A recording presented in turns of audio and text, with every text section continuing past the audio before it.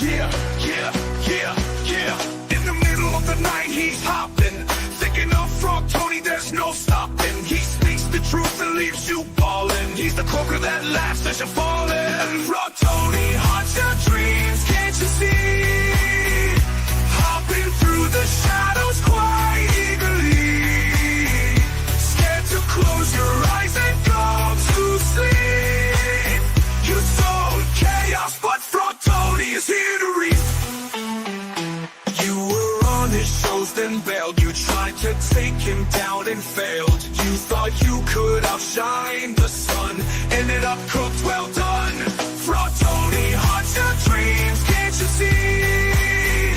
Hopping through the shadows quite eagerly, scared to close your eyes and go to sleep. You sowed chaos, but Frog Tony is here to reap. He's the specter in the night, turn your dreams to utter fright. You'll be running to the light, there's no safety from your plight. Never miss when you attack the king, better yet just kiss the ring. Shut your mouth and know your place, you never had a chance to win this race. Frog Tony haunts your dreams, can't you see? Hopping through the shadows quite eagerly, so close your eyes and go to sleep. You sowed chaos, but Frog Tony is here to reap. Yeah, yeah, reap.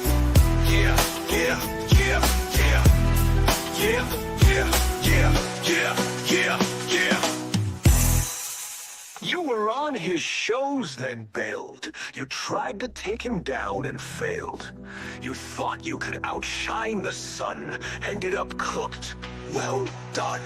Frog Tony haunts your dreams, can't you see? Can't you see? Hopping through the shadows quite eagerly, so close your eyes and go to sleep. You sowed chaos, but Frog Tony is here to reap. Yeah, yeah, yeah, yeah, yeah, yeah, yeah, yeah, yeah, yeah, yeah, yeah, yeah. What's up, meatbags? It is the often imitated, never duplicated, chosen one of CG, Chicano Stanley, all around nice guy, Frog Tony. And I am joined, of course, with the Carpathian Terrorizer, who is under a funeral moon still. I don't know why. How long does this moon last? But it is none other than Transylvanian Jack, TJ.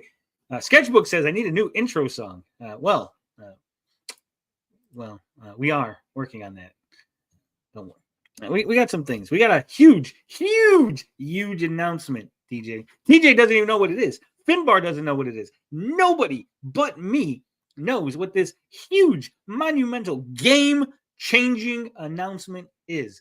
TJ, the entire scope of the channel, the entire flow of the streams, everything is going to be affected by the thing that I am going to announce later tonight.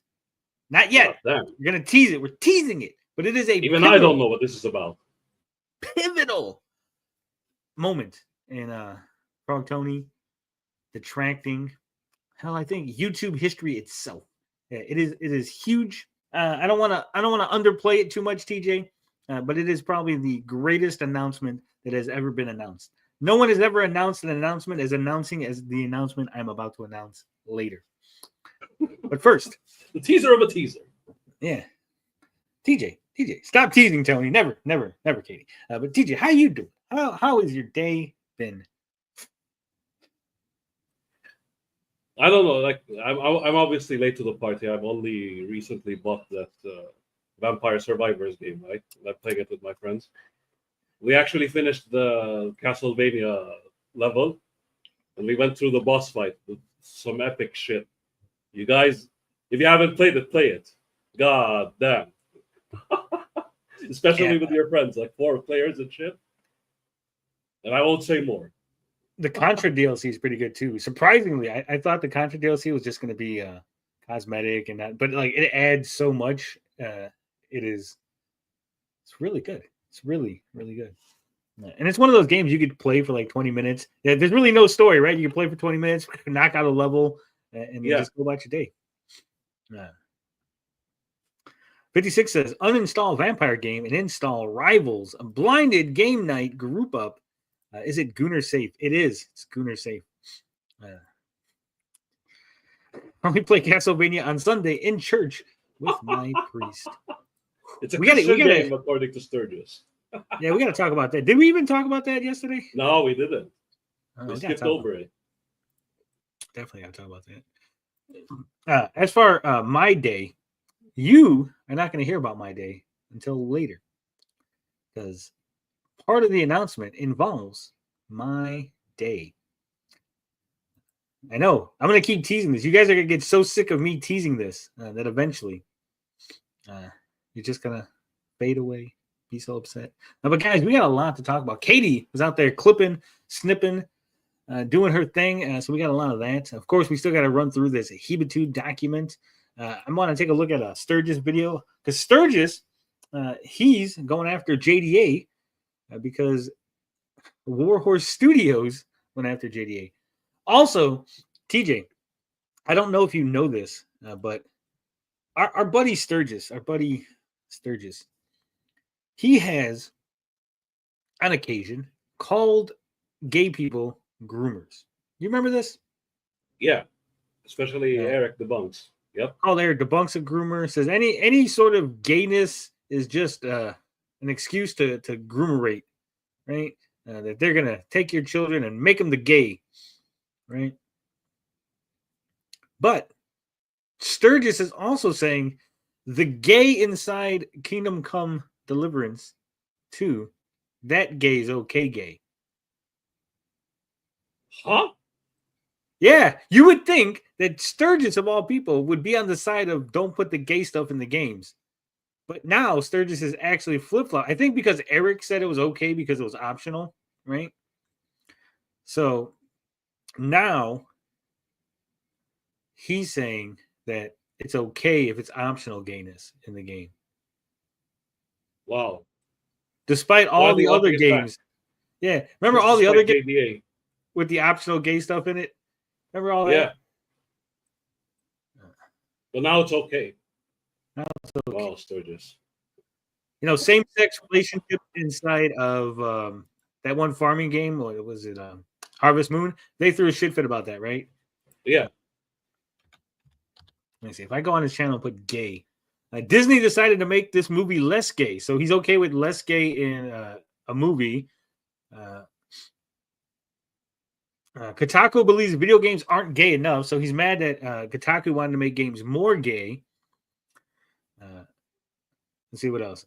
Velma being an icon for gays apparently is a bad thing. Gay Beans got exposed. Gay Beans, bud. Yeah.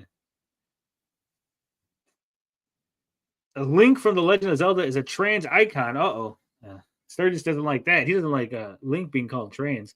But apparently, again, the gay inside Kingdom Come, where you could actually make the main character, not just any character, but the main character, a homosexual. That apparently is bad. Sturgis can be gay too. Okay, here's the funniest thing. You're gonna love this, TJ. I gotta show these tweets. I gotta go through Renown's tweets because oh my god, I just saw the greatest thing ever. Okay. Oh, this is okay. So this started with JDA. Kingdom Come Deliverance 2 is one of the biggest insults to gamers and Christians in recent years. It was all about trying to be subversive. See, they tricked you with the first game by making it like so super straight and heterosexual, right? So that way you trap the second, yeah. So then, boom, now gay, gotcha, got him with the gay. So JDA is very upset. JDA's probably never played Kingdom Come Deliverance, which is like we talked about before, Eurojank mess. But he's really upset about this second game, right? So then Daniel Vavra, who I've had a conversation with before, he says this caricature of a man is literally crying and whining for a month about one optional choice and a side quest and a 100+ hour game. without even playing it. Imagine how insecure he must be about his own preference. Meanwhile, everybody who actually played the game doesn't give an F. Okay. So then your Torch Gaming, he says, if Kingdom Come Deliverance 2 is wildly successful, why is the game's director going after John De La Rose just a day after the game's launch? So then Sturgis chimed in. He's not going after him. He's getting called out, rightfully so, for rage baiting and lying with screenshots taken out of context, being exposed by real Hypnotic. Shut the fuck up, you non-gamer.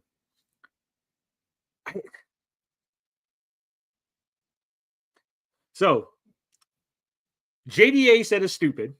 Daniel Varva corrected him.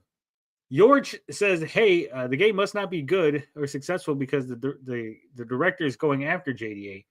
And then Sturgis says, no, you idiot. He's not actually going after JDA. He's just calling him out, which I think is another form of going after somebody, right? On the rules. Yeah. I mean, they got wrecked. His latest video is literally Gunnar Gates and Gunnar Gators attack Warhorse Studios and get wrecked.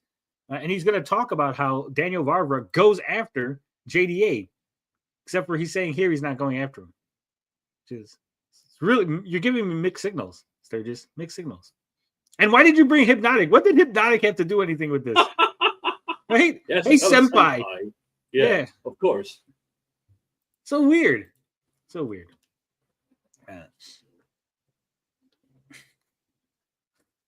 Oh, this is another good one. I think Sturgis has finally embraced his inner homosexual. Guys, remember when Sturgis said, "Woke is the bad things in games, and when games are woke, they go broke." You remember that? Yeah, because he said that on like a debate. Because he's here going, "Get woke, go broke." He's doing the thing. He's insulting the get woke, go broke. He's saying that the game got woke and it didn't go broke. What did I like go to sleep and wake up in a different world, TJ? Are you an alternate reality, TJ? Did I fall through a fucking wormhole? Yeah, this is Earth fucking 3, Renown 0, where he's like actually raging homosexual. I'm gonna turn on fucking YouTube, and Eric the Bunks is gonna be a straight man with a wife, and Sturgis is his beard is gonna be the one that's all colorful, right? Like this is the Earth that I've come to. Sturgis with the rainbow beard, sure. Yeah. Then he posts this massive projection because John Del Rose said homo's mad. But Sturgis is now saying that John De La Rose is the homo and that the homosexuals in the game are not the homos. I'm not. I already made my argument. He has no rebuttal. He just projects. This statement is retarded, just like you have fat heads, Frankie Fatheads. And then that's his video. Man, it's so... The Sturgis lore just goes deep. Also, look at... remember when people were like, oh, the game has fallen off because it was like here, right? Remember that? Look at... We got a chart. Yeah. TJ, we've been going chart crazy around here. So this is where it started. It went really high up, and everyone was like, look, the game's great, right? Then it went like really down. They're like, look, no one's playing it again. The game went back up. So... That's better than the first Descendant. Yeah, I'm not sure. So what have we learned from all of this, TJ? I think this right here, I think this whole Goonergate thing, and specifically on this game, I think it proves what we've been saying for the longest time. All these people are fucking fake. They have no idea what they want. They have no idea what it is that offends them, right? 1 minute they're like, no, you can't put optional gay things, right? Remember, if it's optional to have transgender scars in Dragon Age, woke, and it should fail. An optional option. Woke failure. You shouldn't even have the option in there. You shouldn't even have top surgery scars in the game because it breaks all the immersions. Meanwhile, it's okay that Henry's gay optionally, and that breaks none of the immersions because you could avoid it, right? You don't have to play that scene. Just like you don't have to use the top surgery scars in Dragon Age, which means that you guys were upset about a thing that you didn't need to be, But when people pointed it out, you said no. Just putting it in there is subversive and makes kids want to be transgender because they're grooming them. But this gay, okay? I'm lost, TJ. I've lost in the complex labyrinth that is the fucking anti-woke people, right? I love when Just took his Sturgis, holiday in Greece. he's on the verge of breaking out of the programming, but Yeah. crashes down and goes back into it. Sturgis has optional gay sex on a weekly basis, bud. Yeah. There's no watermark, therefore it's not a real chart. Probably. Nobody's credited here. Yeah. Steam chart. It's a Steam chart, so Steam's credited, right? So yeah, it's like I don't know. Again, like here's another tweet from Sturgis. And again, I'm so confused. Like my brain is struggling to comprehend. So Frankie Fathead says, "I wish you weren't so gay, dude." And Renown says, "Having the option in a video game doesn't make someone gay."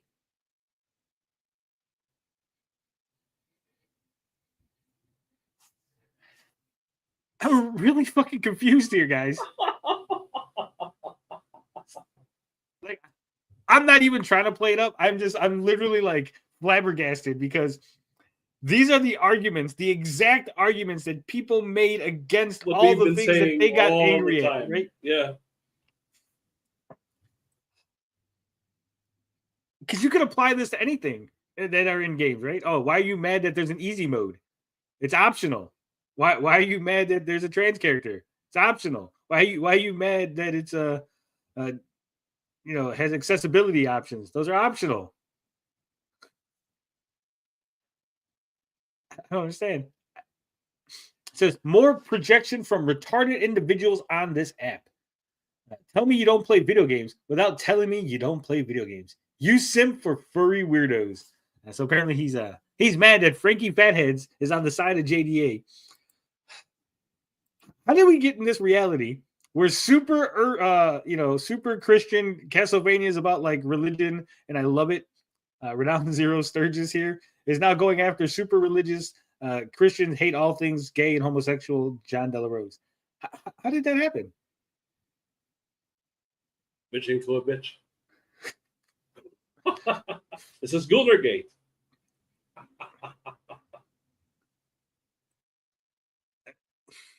Again, I don't fucking like the timeline, the everything that we exist here on this platform. It is so like, who would have thought, right?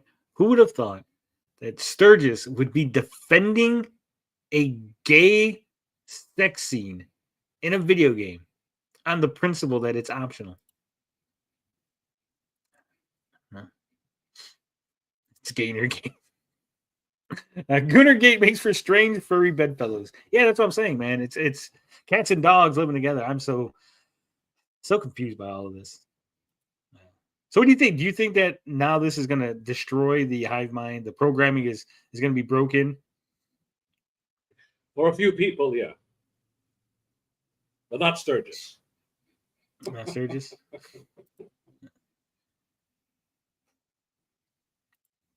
Crazy. Did you see they put out an ISOM 3 little, I don't call it a teaser. It was like an image. I guess it was like the cover image or whatever. Oh, the one with him, the one that's drawn by Kane and White, him fighting Darren. Yeah. Yeah. No hell monkeys. It is I'm very confused by it. Let me see I'm trying to find it. Where is it at? Here it is. All right. So I'm like super confused by everything that's going on in this image. Okay, let's bring it up. Let's bring up ISOM 3. So you can see here. This is ISOM 3. So we got. I'm assuming this is Darren back here. We got this like shattered glass where they're showing like images, but apparently ISOM has beat the shit out of Darren for reasons. He's all bloody. That's Darren. Non-except, by the way. Yeah. Darren's shooting, right? So we got that. ISOM's all ripped up. But is he bulletproof or not? Right? Like, is this a dangerous situation? Like, if this was Luke Cage, then we would know that Luke Cage is not in any danger. He's got bulletproof skin. Like, but what are Isom's powers? Apparently, his suit is just regular material because it's all ripped, right? Yeah. Eltona's on the phone. She's calling the manager. So you got that. Doing the current pose. Yeah. Is he like riding the? Is Isom riding Darren's leg? Like he was trying to like get off on Darren's leg. He was like humping his leg, and he's like, "Hey, stop humping my leg!" And he shot him. Like, what is this? Like, I don't even know. Like, are they falling off a building or something? That their legs are intertwined, right? Is Darren trying to give him a groin kick? No, because like his leg is here, but then his like I don't even know because they're both sideways. It's really weird. It's just a really weird pose. Yeah. So, yeah. Chihuahua technique. And I think it's pretty just lackluster. Now, this is good, right? I like this image. The strong Isom. Like, get rid of all the other shit, right? Put this. What they should have did was they should have had. Yeah. Well, this right here, this strong Isom image. Put like in the background the city, and then maybe like Darren's club, right? Like maybe some explosion effects, like Isom's like exploding out of fucking Darren's club or some shit, right? But this, I don't know. This ain't it. Isom's power is to write a check to Isom. They're gonna fall on another car. That's what it is. The suit no longer bulletproof after the third wash. Why even buy? Like, why have a super suit if it's not bulletproof? Right? I am super secret Cedric fucking Taylor Man. Right? I'm Cedric Taylor Man with all this fancy super secret fucking alien metals and materials that you've never seen, the likes of which would astound you, Avery. Also, I made your suit 100% polyester. Don't ask me why. It's just regular material. It rips at the you rub up against a fence too hard and your suit is just going to be totally fucked. Have fun being a superhero, right? Like, what? I don't understand that. It's Rippa tribalism. They're censoring as code to Riley. Let's give them the scissor technique. It's quite possible. Quite possible. Rippa tribalism. But yeah, like I said, get rid of that part of the cover. And again, Isom's like beating the shit out of he's the superhero guy. Your hero. Here's your hero of your universe beating the shit out of a normal guy, right? Not fooling a libertarian by bringing up them bitch ass roads. Oh, Domino's Pizza in my butt says new Fantastic Four trailer looks like trash. Rather see new Captain America movie. My suit ripped, skin fine. Yeah, see, I didn't even think of that. You're right, Broken Entertainment. Oh, yeah. So all this is ripped. So it's like his muscles just ripping the suit. Like, is it skin like bulletproof? Is it glass proof? It's cut proof? Like, because nowhere, there's no like cuts. There's no like. Is he hulking out? Yeah, like. Maybe he did wash it too many times and it shrunk and it just started ripping at the seams.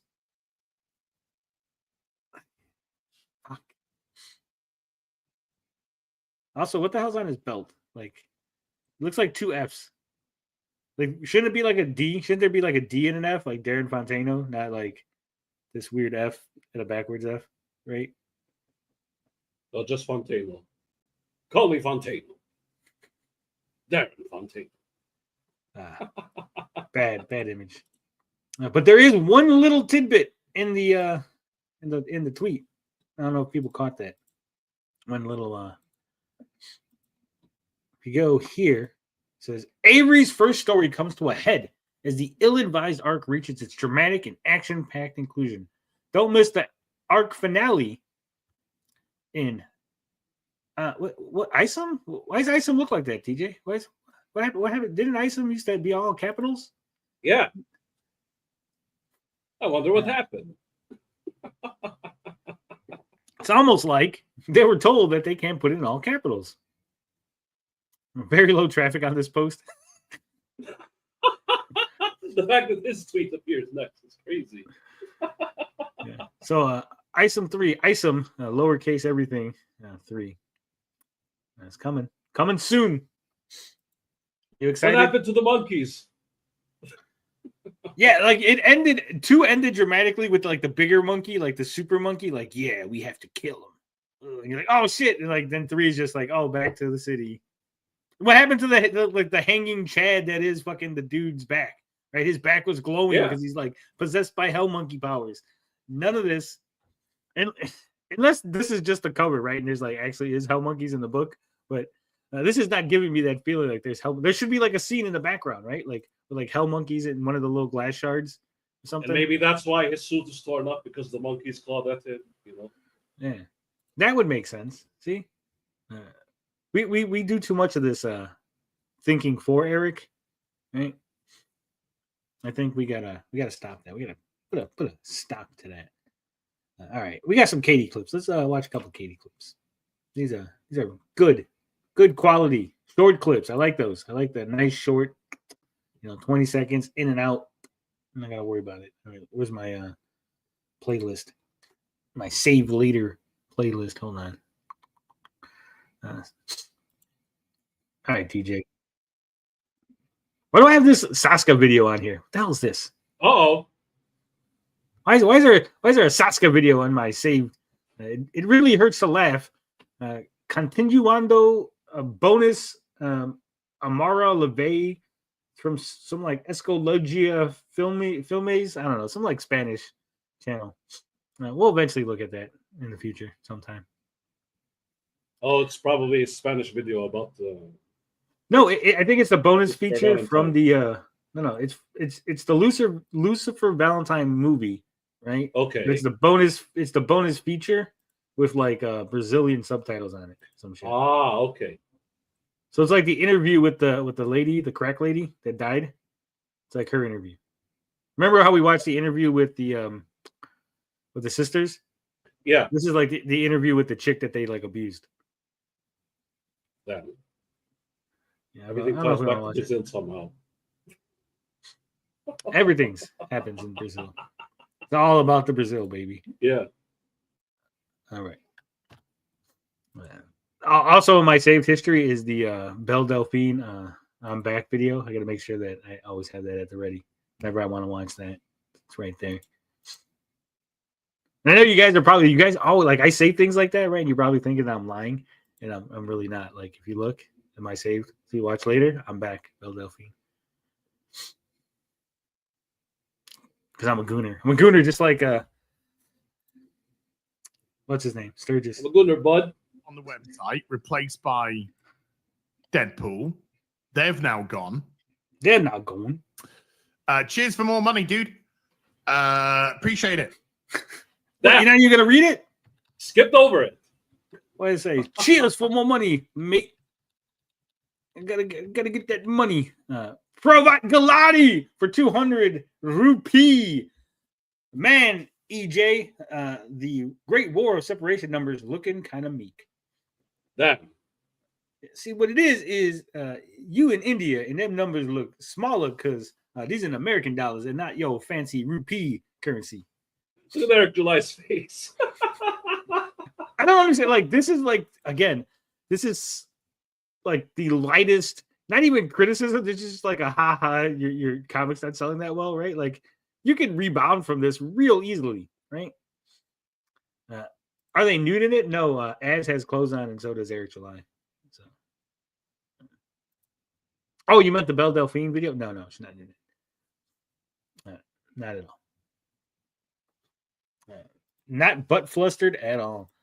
Again, like you could have just real easily, right, played this off like, oh man, we launched it on a Wednesday to be because that's what comics launch on Wednesdays, but we know that as soon as the Rippaverse fans they get their paychecks, they going right to the website, right? Don't you worry, Prava. I know you worried about it, but don't you worry, buddy. Them sales is gonna go through the roof, right? You can pump it up, you can hype it. Yeah, it's your chance. It was right there. But he's just like, appreciate it. More toilet paper. So he's gone. So he's going. So he more just toilet paper. You mean the comic? You just take his money and then just ban him. He's going. He's going. No more super chats for you, mate. All right. The Don't worry, Kate. We're gonna get you a the clip. new gay beans. A bug, Yes. So we got another super chat. This is As the Melting Uh-oh. Snowman. Uh-oh. a bug stuck in Eric July's shoulder hair. Wow. With a 5 Canadian says, "Grats on gaining all that weight back, as thank you. I worked hard. Why get skinny after the Soskers found out you're the melting snowman?" Damn. Why do you have to read this? Oh no. What does that even mean? I don't know. Man. What does that even mean? What's that even? I mean, I appreciate the cash. I mean, hey, chat, if you want to insult me for a super chat, I'm cash dollar money. But I mean, He says that, and then he literally fucking banned Prabhat Gulati, right? I would say to the people who are wanting to insult us, if you make it understandable, then it might have It helps. It does assist you in trying to. It actually doesn't. Them calling him the melting snowman works on so many levels because A, we know what it means, and B, they're so confused by it that they keep repeating it. This clip should have been like 10 seconds where he's like, "Oh no, fuck you, I'm not the melting snowman." Right? Yeah. Get your point across, I you guess. get it. But if you don't, it's just like I don't get it. I don't get it. I really don't. But hey, 5 Canadian. That's like 3 British pence, so that's cool. Piston with a 2 euro says Ripper is looking sharp with his beard style. He's just giving a little groom there as well. Yeah, you've had Man. I just had to cut it. haven't you? Yeah. Yeah, I do it. I do it every now and then. I just cut it down. Every now and Grows then. back way better. So It grows back way better. Writer of Isom, everybody. The thing you should have done ages ago. Please explain the joke, Tony. Oh, okay. Domino's pizza in my butt. So a long time ago in the before times, right? EBS was having a conversation with a gentleman by the name of Camelot 331, in which Camelot was discussing his appearance at that Star Wars girl's wedding and how he had overheard that somebody within the Griftosphere was sexually propositioning women within the Griftosphere. Like, hey, give me a little sugar, and I'll make sure you get a nice little sweet spot on the FNT crew. I'll make sure that you get highlighted. You get access to all our fans and channels and stuff like that. So apparently there's some guy going around doing this. And EVS was trying to guess who it was.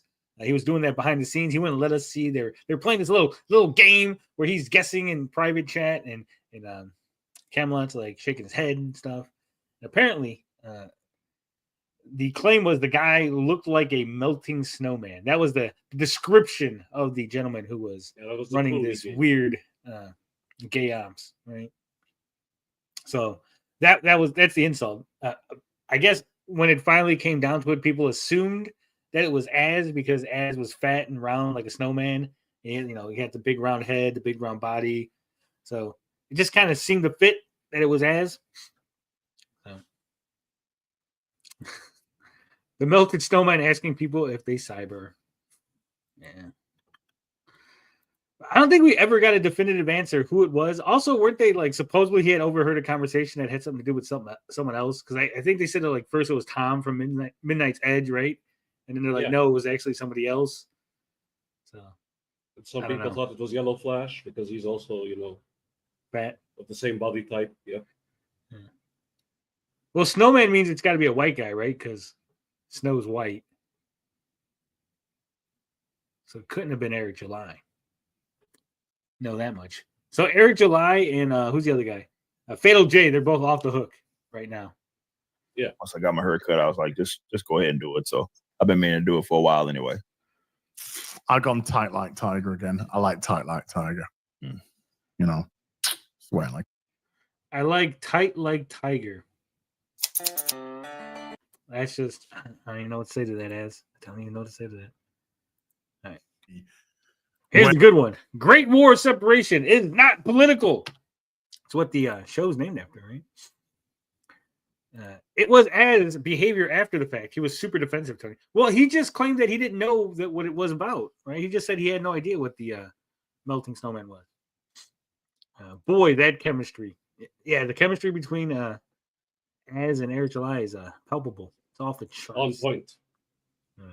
Tiger Woods, no, he said tight like Tiger. He's making fun. That was from Austin Powers. It's a really old reference that only old fucks like me get. I actually made a reference earlier, didn't I, TJ? I made a reference to A Wonderful Life, which is a classic movie. Everybody knows A Wonderful Life, right, TJ? Yeah. Maybe not you because you're a foreigner, but like most Americans know It's a Wonderful Life. Like even though it's an old black and white movie, it's played all the time. Like it's a great. But my parents watched it actually. So yeah, like every Christmas, it's always on TV. It's a classic. It's this is a huge message about like family and sticking together and doing the right thing and loving your life. And even though that maybe you're not rich in money, but you're rich in friends because all the things that George Bailey does through his life, the sacrifices he makes, even though it seems like his life is put upon and he doesn't have the greatest life. At the end, it's revealed that he has the greatest life because he has all these friends and all these people who are willing to then help him when he needs it, right? Classic movie. Everybody knows it. Everybody loves it.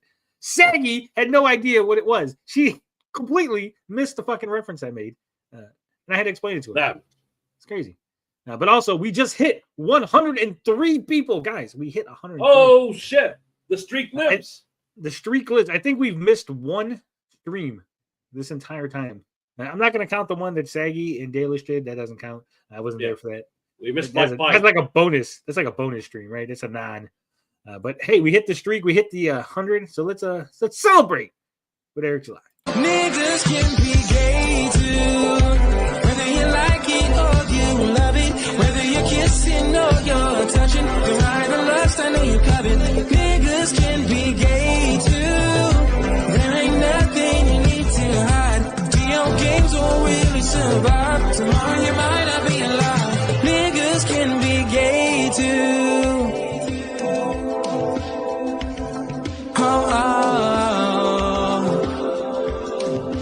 Niggas can be gay too.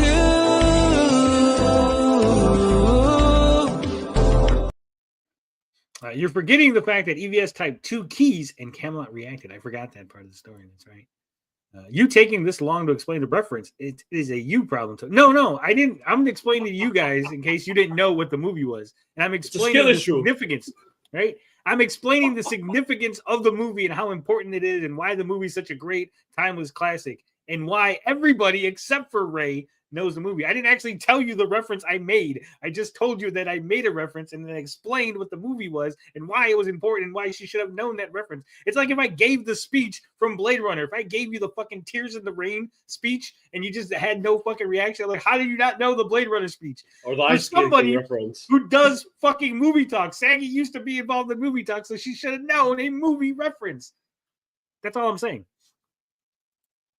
But other than that, we're all good. Kingdom Come Deliverance. Nigers can be jolly too. Yeah. That song should play constantly in the background. It would get annoying really fast. Don't you still owe me money, Joseph? Pretty sure you owe me money. Yeah. I'm pretty sure we had a pretty significant bet about the trial. So both Joseph and Finbar owe you money. Yeah. I think someone else owes me money too. Like we make these bets, and like we're all serious about it, and like then a week later, I'm like, "What the fuck were we betting about?" When exactly it's going to come out there, but fun times, mate. Fun times. Out of context, I have no idea what he's talking about, so I'm just going to assume he was talking about he's backed up and needs his shit, and so it's going to come out at any time, and it'll be fun times, right? So listen to this in context of. Az is now backed up. He's constipated, and he just took a laxative. When exactly it's going to come out there, but fun times, mate. Fun times. It works. Right, let's get into some supers, folks, because I got to hit the gym again. I got my schedule going on. After being called the snowman, notice. Yeah. Doesn't someone owe you a channel? Yes, they do. Using Ray as a barometer for what is normal might be a mistake. That. Constipation can be as to. TT with the $5 says the Great War of Separation sounds political. Please clarify. Well, I mean, political in what sense, right? If you mean political, that there's a because the literal definition of political is like a government is like government. Essentially, it's synonymous to it. Yeah, I mean, political is not a synonym for government. It's not essentially the same thing. Well, see, political, essentially that means government. No, that's not what political means. and obviously there's cops, right? So there's a government in the Ripperverse, right? Obviously. So that makes it political. Yeah. I mean, when we talk about for our company, like leaving things at the door, we're talking about, we're not like trying to beat the audience over the head with our own individual politics. Like, all right. So the definition of political, according to the internet, is it's an adjective relating to the government or the public affairs of a country. Relating to the government or the public affairs of a country. Now, government itself is a noun. So political, being an adjective, cannot be a synonym for a noun. Right? That's like saying huge is a synonym for building. They're not synonyms. Huge is an adjective that describes things. Big is a synonym for huge. Building is a synonym for house, right? So no, Eric, not synonyms. You're wrong. Right or vice. Great War of Separation is meant to give you guys context as why the landscape is the way that it is. The way that it is. It's a civil war. Civil wars are political. No, it's not a war. It's not civil. That's why he didn't call it civil war, Stephen. It's a separation. Yeah. It's like what you know when your parents tell you they're not getting divorced. No, we're not getting divorced. It's just a separate. We're just having a separation, guys. We're not totally not a divorce, guys. It's totally not. It's a separation. We love each other. Your mom and dad love each other very much. What he's just saying is, before the Great War of Separation, you just had one Independence Day, but now you're going to get 2 Independence Days. So, I mean, you're welcome. I want Bob Dylan up on stage. Who the fuck are you? Definitions for Eric July are hard. That's why he has to define every word in a debate. Libertarians are a joke. Their goals are unachievable for either party. It's a group of wannabes who don't want to work in the established two-party system to change things. Yeah.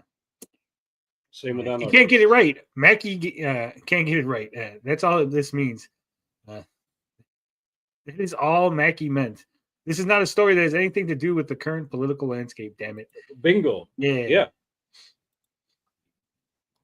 It's not. I think some people have wrongfully called it like just a basic like a civil war. See, he just said it's not a civil war. He literally just said the thing I joked about, the thing I was joking and making apparently became reality. Yeah. He's like, see, it's not a civil war. Why? Why is it not a civil war? And it's not even a case because America, as you know it today, as far as in the IRL, was not the America that you knew before anyway. Even before this Great War of Separation, it was, and our reason for doing that is we wanted to give the audience a more immersive experience. And Eric, you're fucking retarded. Even if the United States broke up, right? Like right now, let's say the United States broke up into an East and West, right? An East USA and a West USA. And then West USA broke up again. It would still be a civil war. A civil war is when a country fights itself. Sometimes the country ends up into 2 countries, and sometimes the country just ends up with a new leader, right? When Hitler took over the government, that was a civil war. Sometimes it's a bloodless coup where they just smothered people with pillows, but still, it's a civil war. The Night of Long Lives. Remember that? Yeah. It's like he doesn't know what a civil war is. Civil war, it is not. War of separation, it is. Peak game. It's crazy. It's crazy.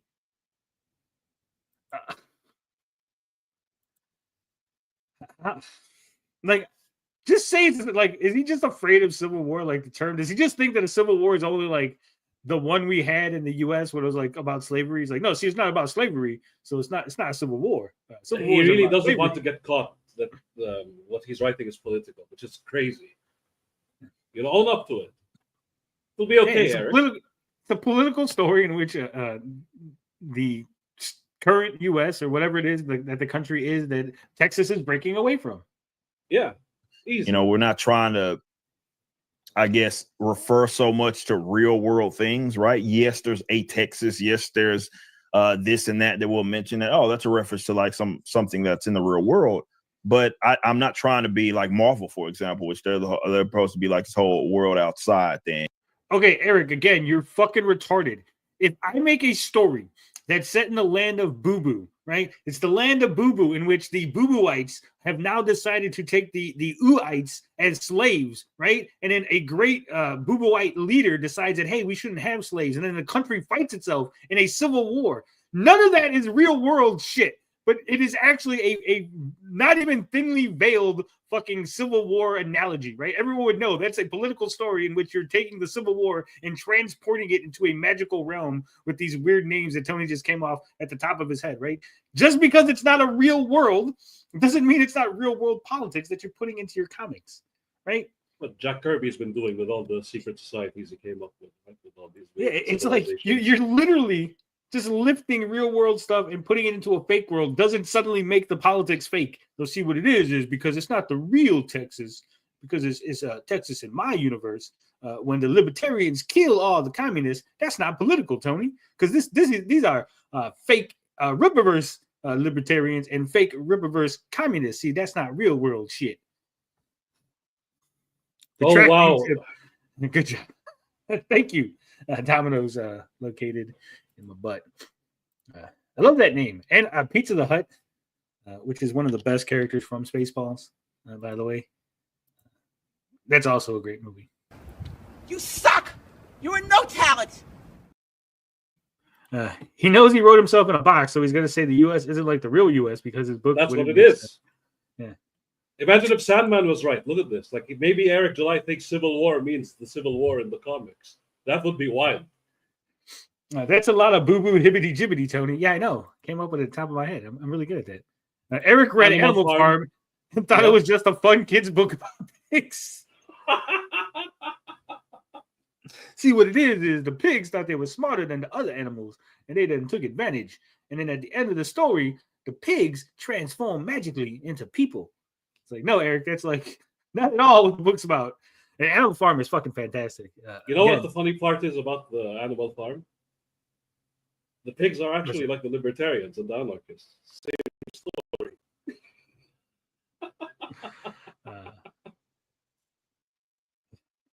You're getting it all wrong. He thinks they mean the Marvel Civil War. Oh, it's like a superhero Civil War. It's a libertarian wet dream. That's his politics. Not only being left at the door, but walking in and wiping it. It's Willie on the curtains. The ass callback. Civil War is only happening tomorrow. Maybe he thinks that Civil War is trademarked by Marvel. It's like, no, see, it's not a Civil War. Marvel owns that name. So we call it. That's what I'm thinking, yeah. Don't be silly. Eric never read any books. Yeah. But if you haven't read Animal Farm, it's fantastic. And I think USA Network did a live adaptation. The cartoon's pretty good, but they changed a few things. But the live adaptation that they did, like I said, I think it was USA Network. Fantastic. Fucking fantastic. Captures the book perfectly. Just the right amount of runtime, too. It's not too long. It doesn't overstay its welcome. That wasn't what we tried to replicate. And our way of doing that was making things unique about our geography. Making things unique about our geography. Yeah, that was more of our approach. Captain Nega America. I had to say that slowly. With a $50, it says, interviewer. So, what inspired you to decentralize from the US? Greg Abbott. Well, it started with Anthony Mackie running his damn mouth. And then a staffer gifted me this Ripperverse book and was like, okay, Hint, hint. Boy, that would be silly. Wow. So the $5 super chat got lots of discussion. The $50 super chat got, that's funny. Just Beavis and Butthead laughs. You gave that man $50 to fucking glaze him. Hey, Eric, would it be really cool if like someone sent your book to Greg Abbott and then he was like, yeah, we're going to decentralize the U.S. because Eric July's comic book is fucking... The case whatsoever. Joker's Eric is a grifter and Az is an ass clown. disciple with a $10 says, Eric is a grifter and Az is a clown. Don't listen to them. Did I do good? Do I get huge chunks of US AIDS cash now? Is that how we do it, guys? Apparently, Wow. you could say whatever you want to them. Just at the end of it, put, do I get the money now, right? Like, play it off as a joke. Eric, Yeah. Sasko sisters, and I think Az is gay. Do I get the US AIDS money now? Did a good job? Like, you can just say whatever you want to them, right? Like, Eric's comics are 3D assets, and EBS owns his ass. Do I get the money now? Like, we could, Everybody, guys, you if you're could use listening. this. Yeah, this is a good tactic. You can troll the shit out of them now. They've just revealed their hand. As long as you glaze them at the end, you can just say like, "This is the new." With all due respect, with all due respect, Yeah. I think you suck dicks. I said with all due respect. Shh, it's all good. I'm going to buy more Reverse comics with the money. Eric sucks. Yeah, you're doing good. I think you could get probably a government grant. Yeah, you can get 8 million for it, I think. Drop us one. I'll be happy with one. You know, drop us a minute. Uzaru with a $5 says, Eric Horseman statue when? I don't know. Soon enough, maybe. We'll figure it out. I know people like the Horseman, so Really, Wow. he's really excited. Hey, Enthusiasm. Eric, Horseman statue went. Oh. His I don't enthusiasm want is people not to make there. fun of me. No. You know why his enthusiasm isn't there? Because he's just thinking about those statues that he hasn't sold for both Yaira and Young Isom. Yep. Oh, the man. ones that are I floating in ordered, his I ordered warehouse. the minimum. I ordered that 500 minimum, and I still haven't sold 500 of them. What am I going to fucking do? EBS is going to make fun of me. Have they even shipped out? Aren't they supposed to like ship out like Q1? I think he has like another month. Like by the end of February, that should be like they should be shipping. Oh man, Eric's gonna have a warehouse full of statues. $5 sale. $5 statues. Holy shit. He's so excited. He really is, Super Saiyan. Soon, TM. I want my Alpha Core statues. yeah, there's a lot of characters that people want to see. You got Isom and Yai release on the way. He looks so mad. He's like, I don't want to make more statues. This is hard. So Did you see his face, chat, when I did that? Did you see his face? He had Hello, to turn darkness, away. smile, friend. He's just like his own face. I love Look that at Az doesn't realize his face was like, fuck, stop talking about this shit. I'm beginning to see the face now, Eric. This book's not political. It's not a civil war, guys. It's definitely not a civil war. All right. We got one more. Cost of eggs. Apparently, eggs are really expensive, which sucks for me because I eat like 3 eggs a day. look, Cheers. clearly, You're the one who spent the money to say that. Domino's Pizza in my butt says, Tony, I don't read comics, but you have posters for a reasonable price. I would get one. We used to have posters. We had a what was it? The Joe Ball cover, or was it the Jimmy Reyes one? We had posters for sale. I got to put up some new posters. I'm going to put up the colorized Joe Ball cover poster, and then the Jimmy Reyes cover poster. You can get those. Those are framed and everything. Print on demand, baby. Scariest zoom in ever. That it is. I might have to reach out to some people, TJ, and have some posters commissioned. What do you think? Sounds good. Why not? You know, here's the thing. I know what I want for posters, right? Like, because there's posters in the comic of other things that would be cool to be on posters to have. Yeah. Right? See, this like the enthusiasm I have, like Eric July has none of it, right? If you're like, hey, Tony, statues, they're like, fuck yeah, you know, Finbar's already like trying to get us to make statues. I gotta slow them down because like there's so many cool things we want to do. Like, we didn't do the Goodyear mistake where they snatch everything from Google and make posters. We actually worked hard on coming up with stories behind each poster. So is Yellow Flash's book getting pushed back again to make room for Isom 3? Well, Isom 3 is coming out soon, so we don't know. Yeah, I thought as shits out eggs. That Maybe. I hope this egg-shaped human stops embarrassing himself one day. You're 50, bruh. That's a jizz, bro. But appreciate the dough. But surely, I'll buy some toilet roll to wipe my ass with it. I don't think that's a flex. Thanks for the money. I'm gonna buy toilet paper with it. I mean, imagine if they tried to convert it.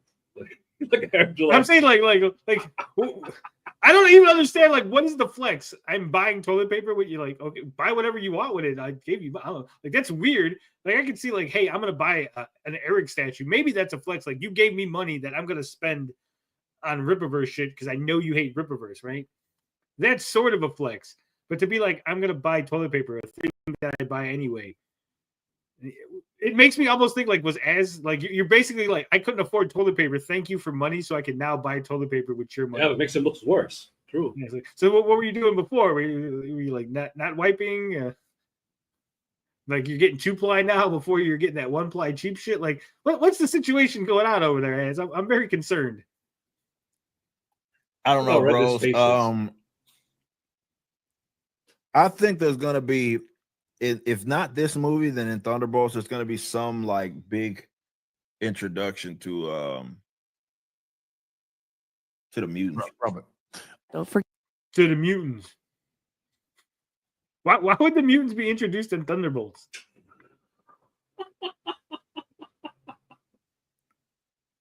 Like, there's not a single mutant character in the Thunderbolts. Like, even the Sentry's not a mutant, so it's like, why would we're just gonna introduce it in the Thunder? Why the Thunderbolts? At least in Captain America, Sabra, who is a mutant in the comics, she's in the movie, so that would be an easy introduction, right? Yeah. The Thunderbolts? Forget. Clip, and snip. Is that a new? That's different from the other one, right? Yeah. Katie doing the Lord's work. All right, I think we've run out.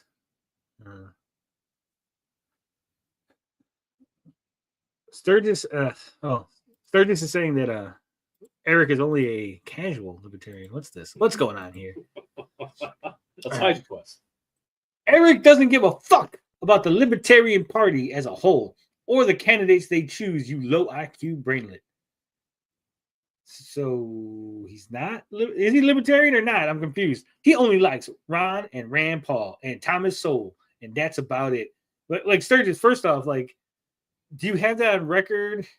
How do you know this? Are you keeping track of the people that Eric likes in the Libertarian Party? It's really weird. Tell me you don't watch his content without telling. He really loves that line now, right? That's like a go-to.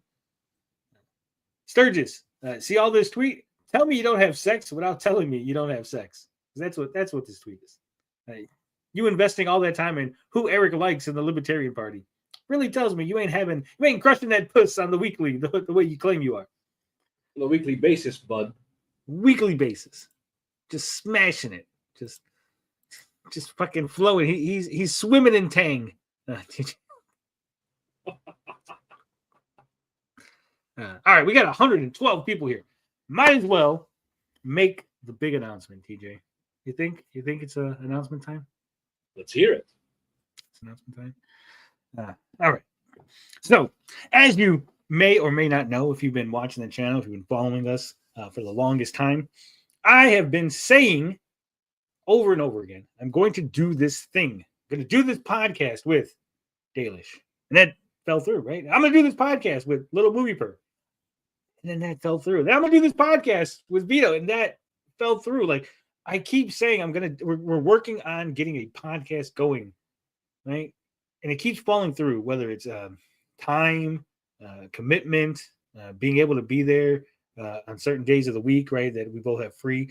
Like, schedules just ain't aligning, right? Stars and schedules have not aligned with the multitude of people who have expressed interest in making a regular weekly sort of podcast between myself and them, right? And so I've come to the conclusion, TJ, I've come to this conclusion that perhaps the reason that I have not been able to get a co-host, a Ed McMahon to my Johnny Carson, a Robin Quivers to my Howard Stern, is because maybe I should be doing a solo podcast, TJ.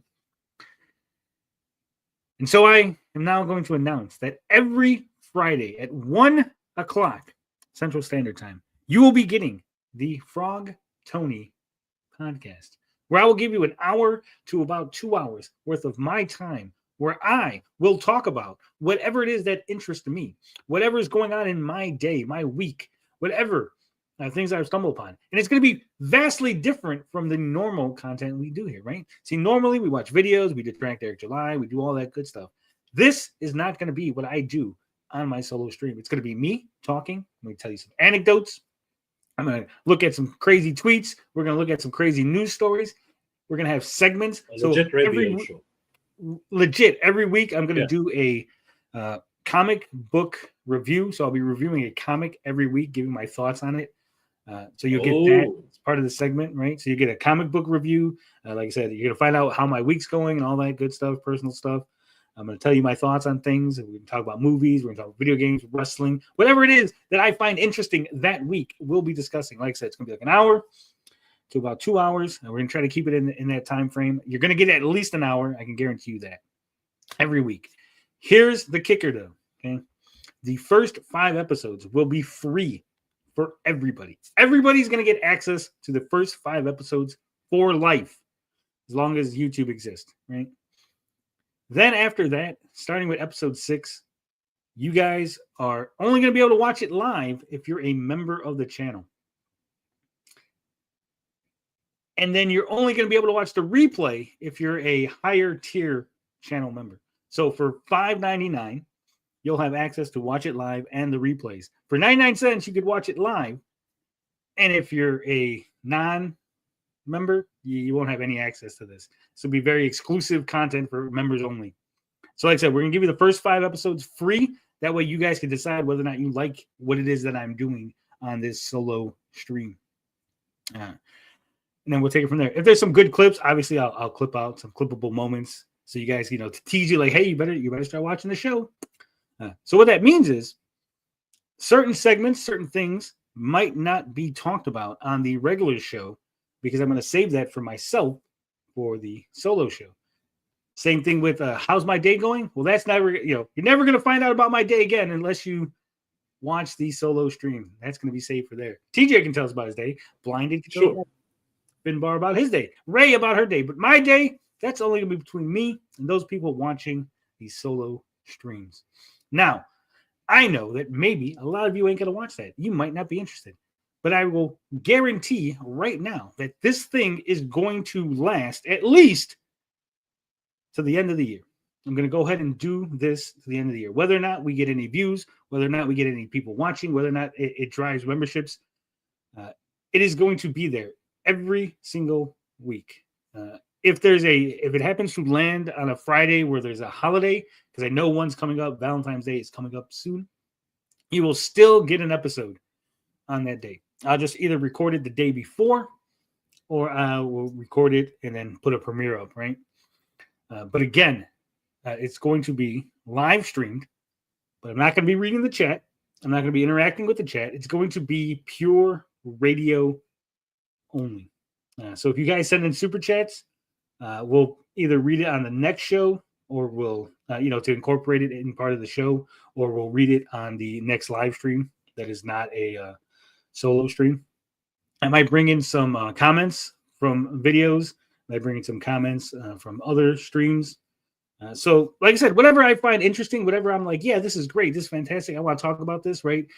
Like the news story about the fat lady who got the lift, and then the lift was like, hey, you're too fat for us. That's not really a thing to us to discuss here, right? It doesn't really fit in the normal programming. But for me, that'll fit in my programming. Hey, did you know that Chris Chan got referenced by Cody Rhodes?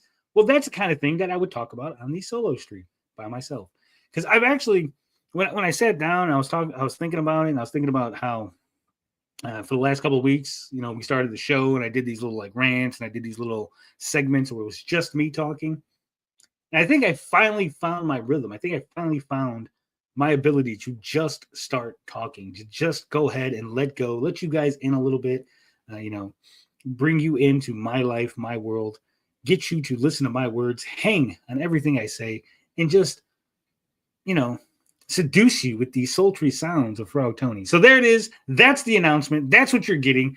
Brand new show coming to the channel every Friday, 1 p.m. Central Standard Time is the start time.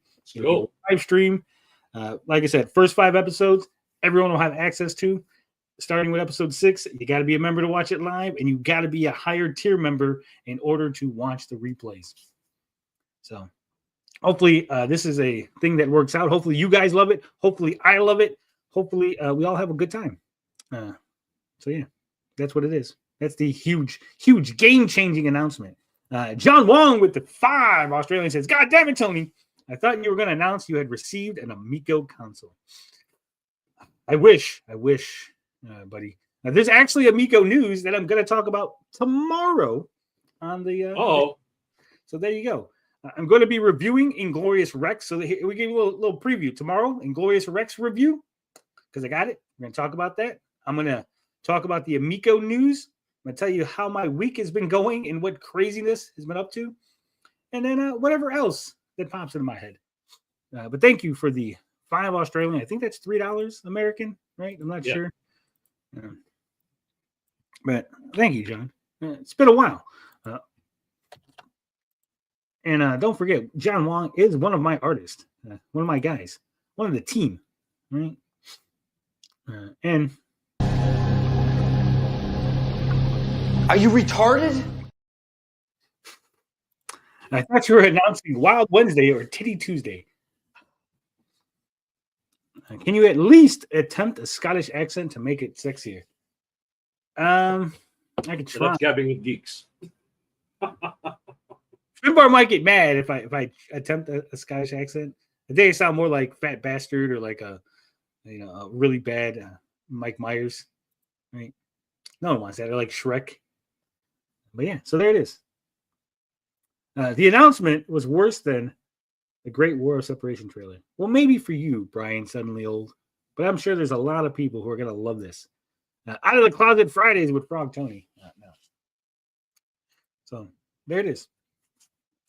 We're going to, like I said, it's going to be a lot of fun. We're going to talk about a lot of things. I'm going to ramble.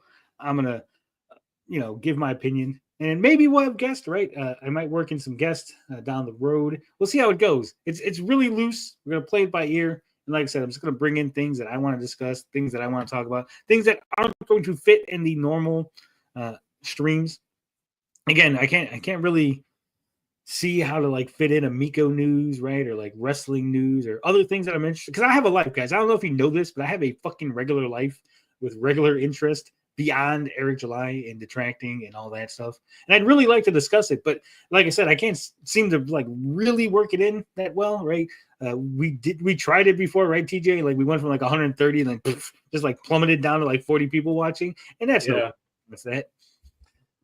So fat jokes, please. Oh, there's gonna be all kind of. It's gonna be uncensored. It's gonna be crazy, unedited, raw. It's gonna be good. I'm gonna love it. I'm gonna enjoy it. Lies, Tony, lies. I don't lie. I was actually told, and it's funny that you say that, Beefy, because someone actually accused me of kayfabing on the channel too much. What?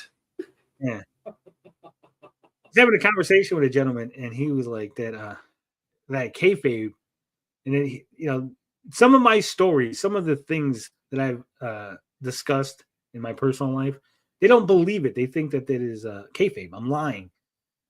That's not even kayfabe, right? Like lying is just like straight I've up. had that same treatment, unfortunately. Yeah. But yeah, every story that I've told, every instance of, hey, this is a thing that happened, it's 100% true, guys. Okay, 100%. I got stabbed in the leg at my job. I threatened to throw a guy off the back of a trailer at a different job. Okay, yeah. I've had my life is so fucking crazy, right? In these short times between, I want to say like 16 to about 30, the wildest and craziest shit happened. For those 14 years, so much shit happened between college and getting jobs and going through life. The craziest adventures, the wildest and wackiest things. Movies could be made, TV shows could be written on some of the adventures that I had. You guys wouldn't believe it. Like, you would call bullshit. I would call bullshit, right? They're so fantastical, some of these stories, that even I go, there's no way that happened, right? That couldn't have really happened, right? But it did. I lived it. I lived through these events, right? And some of these events I will be sharing with you guys on Fridays. But I already told you about I got stabbed in the leg, right? That's a thing that happened. I got stabbed in the leg. And I got paid after I got stabbed because the dude stabbed me, felt bad that my pants got ruined, right? Because there was all kind of blood everywhere. And then he gave me $35 for the pants. So I was up, I got stabbed and I made $35, which is fantastic. So, son of what got shot? I got shot. Wow, damn, I've never got shot. I got to put that on my bucket list. I think the problem is, it's the Kiwi Farms logic, right? Like anybody who's grinding or making content, they have to be on Epstein Island somehow.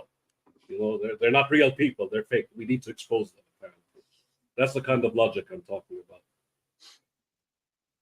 Just be careful. Dick Masterson lost his channel for making fun of some fat women, from what I understand. No, he showed fat dudes, and they thought that it was naked fat women, and they banned his channel for sexual content. It's all because of Boogie. Yeah. Real talk. What? Tony just gave Blinded Friday slot. What? When did I do that? Tony pulled a video game award fail hype. I think people are excited. 56K, right? I know that the vocal minority here in the chat are like against this announcement. They think it was a very bad announcement, that it fell, it flopped, it was a failure. But I think a lot of people, the vast, again, there's only 8 of you in the chat chatting, according to Sturgis. So the other 93 of you watching, the silent majority, they're loving it. They can't wait for me to go on a Friday by myself, to just go solo, to go ham on all these people. The real Jay Peterman stories. Yeah, exactly. I'm going to give you the real there you go. Peterman stories. Your timeline doesn't make sense. You said marriage life was boring. Now you're saying it was fun. Clarify your timeline. No. Being married was boring. That part fucking sucked.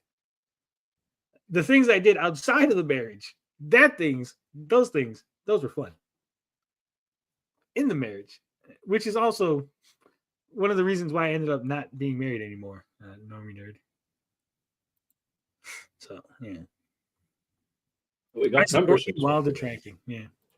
We did have memberships. Aaron is a member for 25 months, 25 big months. Summer Swan, a member for 13 months, and Grumpy, 7-month member. Congratulations. Up on to the leap. Like I said, while I was married, being married, not fun at all. But again, I have a life. I was doing things outside of the marriage. I was doing things that didn't involve the wife, which probably contributed to the divorce. I'm not even going to lie. I'm not even going to front on that. But yeah, again, lots of crazy things happen in my life. TGI Friday, Tony. Yeah. Tony gives information Friday. Yeah. We gotta work on that, Robco. We'll make it. We'll figure something out. We'll get Blinded to do a nice little thumbnail and everything. It'll be good. If we are too positive, Stimmy will call us simps. Damn it! Don't be positive. Gotta detract. All right. Should we get back into? We watch a Sturgis video, or should we get into the Hebitude stuff? Let's get Sturgis out of the way first. Let's watch Sturgis video. All right. So his latest video is on John Della Rose. Oh boy. Also, his audio is all kind of fucked up.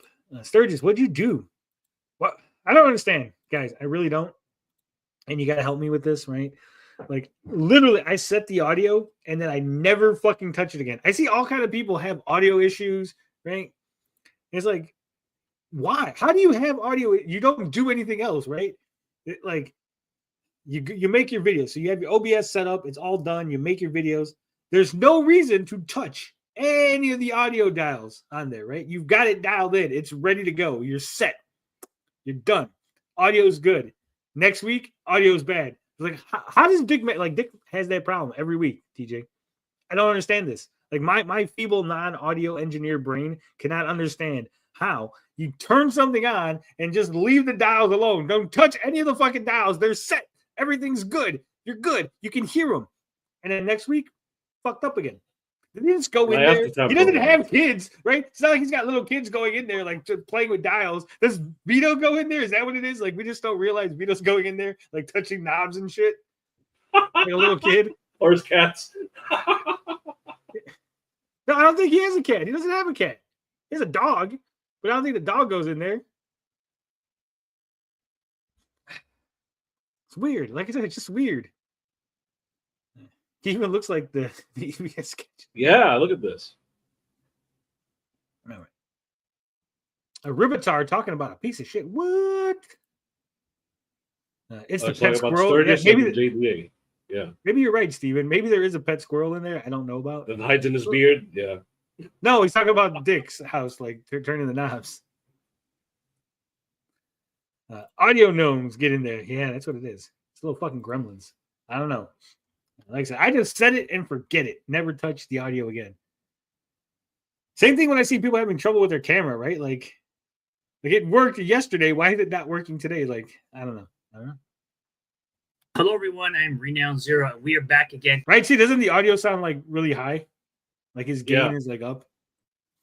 Talking about Gooner Gate weirdos once again because, of course, JDA thinks he can completely grift on Kingdom Come Deliverance 2 because it has an optional spicy scene in the game. That's right. Wow. He went from I hate fucking gays to it's a spicy scene. It's just a spicy scene, TJ. It's optional, bud. And spicy. He just called a gay scene spicy. I think Sturgis is getting a little zesty there. Sturgis. His beard looks all trimmed up. You were watching one too many Eric DeBunks videos. You were watching Eric DeBunks to fucking detract them, and then slowly but surely, Eric DeBunks got in your brain. He turned you gay. Eric DeBunks is a gateway to gay. Right now. Himself. You want to continue to show your Christian zealotry for gamers or towards games that have things you don't like. Just say that you're anti-gay. Seriously, what the hell, man? That audio is like... Hey, bro, just say that you're against gay anything in video games. We understand. JDA has said that. See, that's like you're being disingenuous. JDA has literally said all gay shit is a fucking abomination. I'm a Christian, blah, blah, blah, all that stuff, right? And you're allowed to have that opinion, but you're not an actual hardcore gamer. You are a casual gamer who plays games like Mario Kart with your kids, as you have said. Like I heard you like. Yeah. But I don't even get this argument. You're not a hardcore gamer, bud, so you can't talk about games. You're only a casual. Like, does it matter? Like, I don't think you have to even play games to discuss whether or not you think it's appropriate for games to have gay shit in it, right? You can 100% be like, hey, I don't play games, but I still don't think that gay should be in there. I'm going to disagree with you, right? But I think you have the right to say that to your opinion, right? This isn't like a situation where you have to actively be involved in the culture or the activity to say that, right? Like, I don't participate in women's soccer, right? Like, you know that, right, TJ? Like, you've never heard me talk about how I was just like playing soccer with a bunch of women, right? Of course. So I don't play women's soccer. I don't participate in it. I'm not a coach for a women's soccer team. I don't watch women's soccer on TV. And I'm saying all this to say that I don't think men should be allowed on women's soccer teams, whether those men think they're women or not, right? And again, by Sturgis's logic, because I'm a casual soccer fan or a casual soccerite or whatever the fuck they call themselves, a hooligan, right, that I shouldn't be allowed to speak on this matter, which is vastly retarded. So yeah, whether or not JDA is a hardcore or a casual is a non-factor in this whole argument.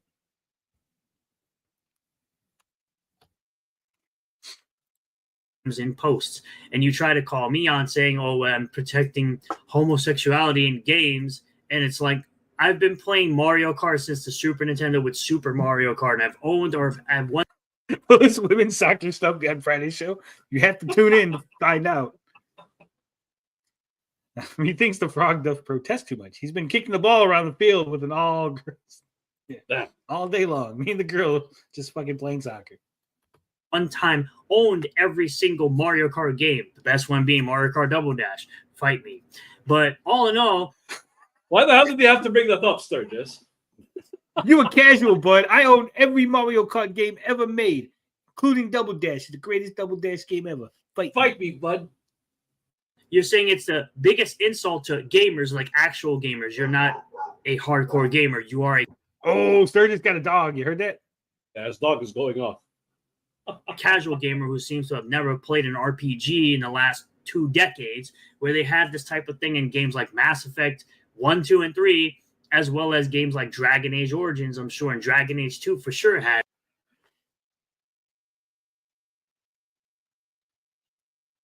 So we've gone full circle where Sturgis is now defending gay shit being put in the games.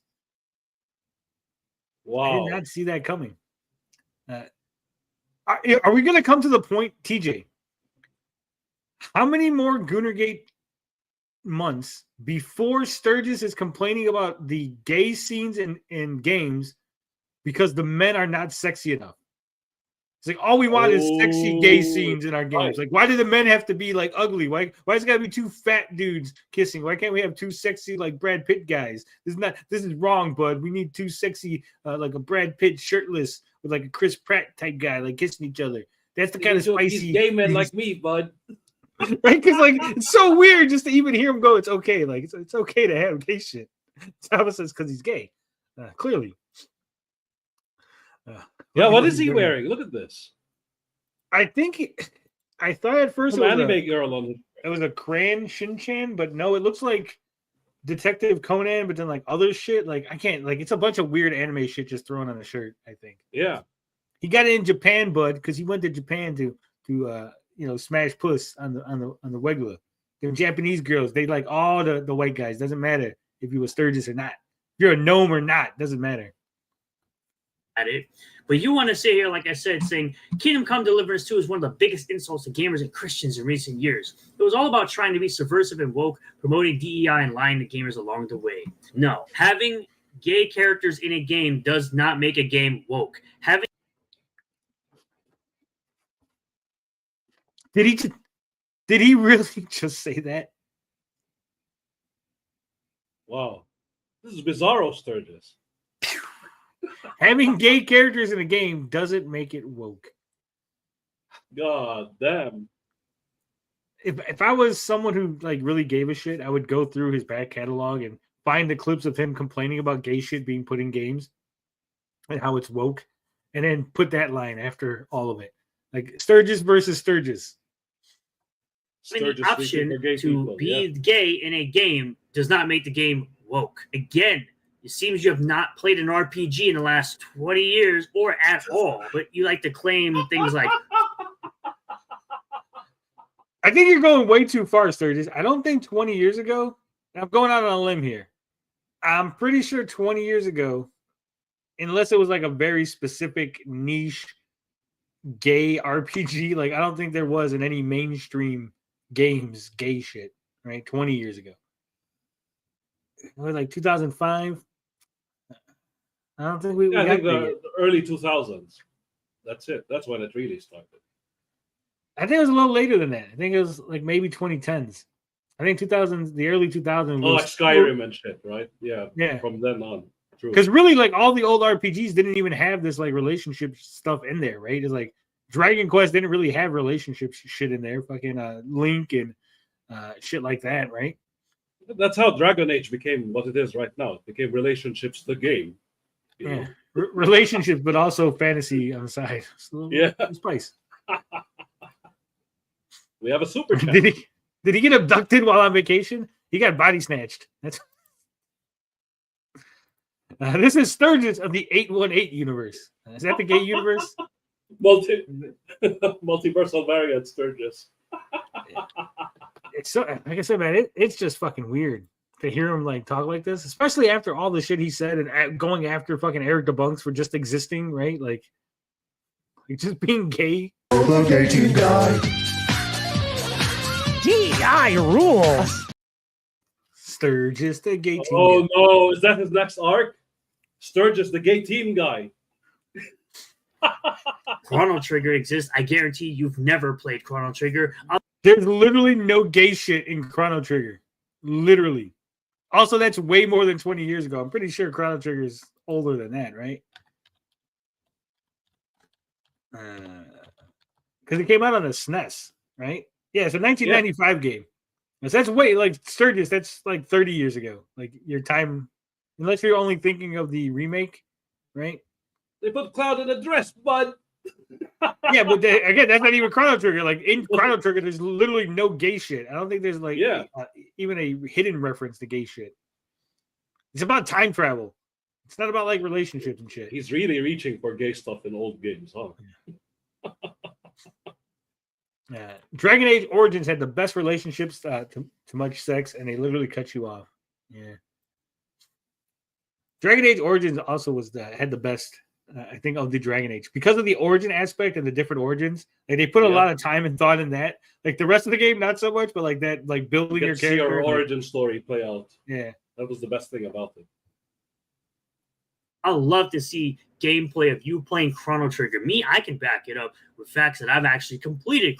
Okay, so again, Sturgis, it's not really a flex. RPGs are not meant to be like, they're not like twitchy games. Like you can just sit down and play. Like if John just fucking grinded at the game, he could eventually beat any RPG. There, you know, unless it's an action RPG where you need like skills, like a fucking that was actually like a Souls game, right? Like a Souls-like game. Those require skills, but like Chrono Trigger is not an action RPG at all. Secret of Mana, you might have a point. That's kind of an action RPG, but like Chrono Trigger is a turn-based RPG, right? You could eventually grind it out and beat the game, right?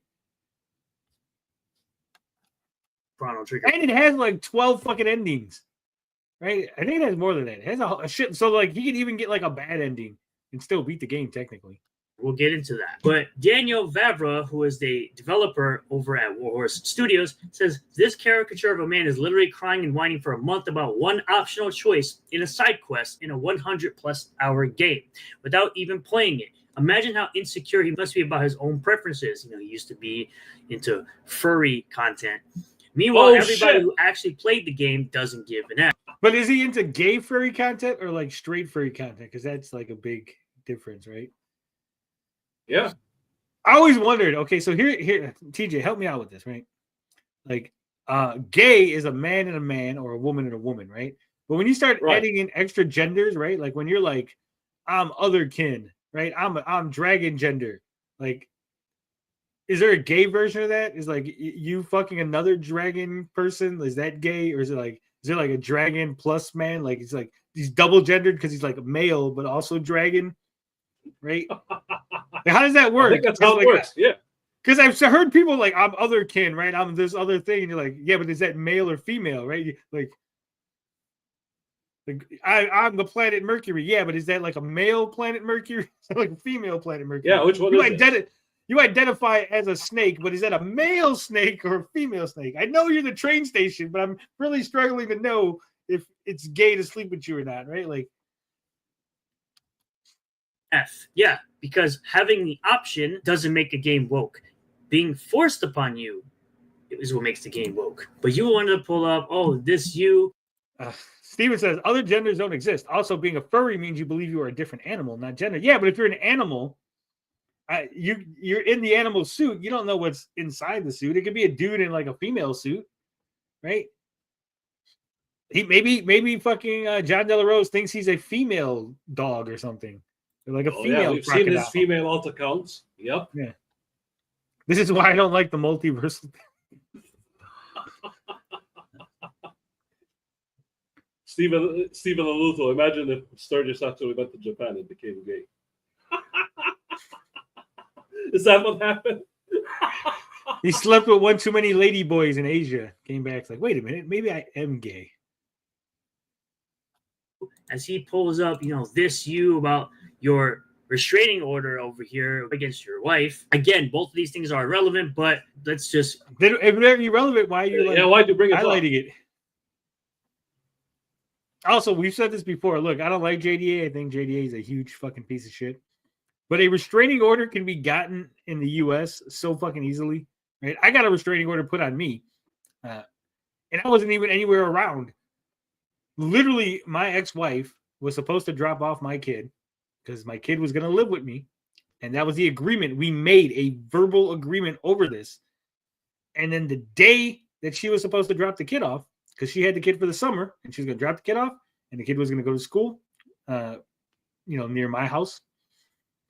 And she's supposed to show up, and the police showed up, and they said, we got a restraining order against you. And I said, what the fuck are you talking about? They said, yeah, you have a restraining order. It's a 30-day thing.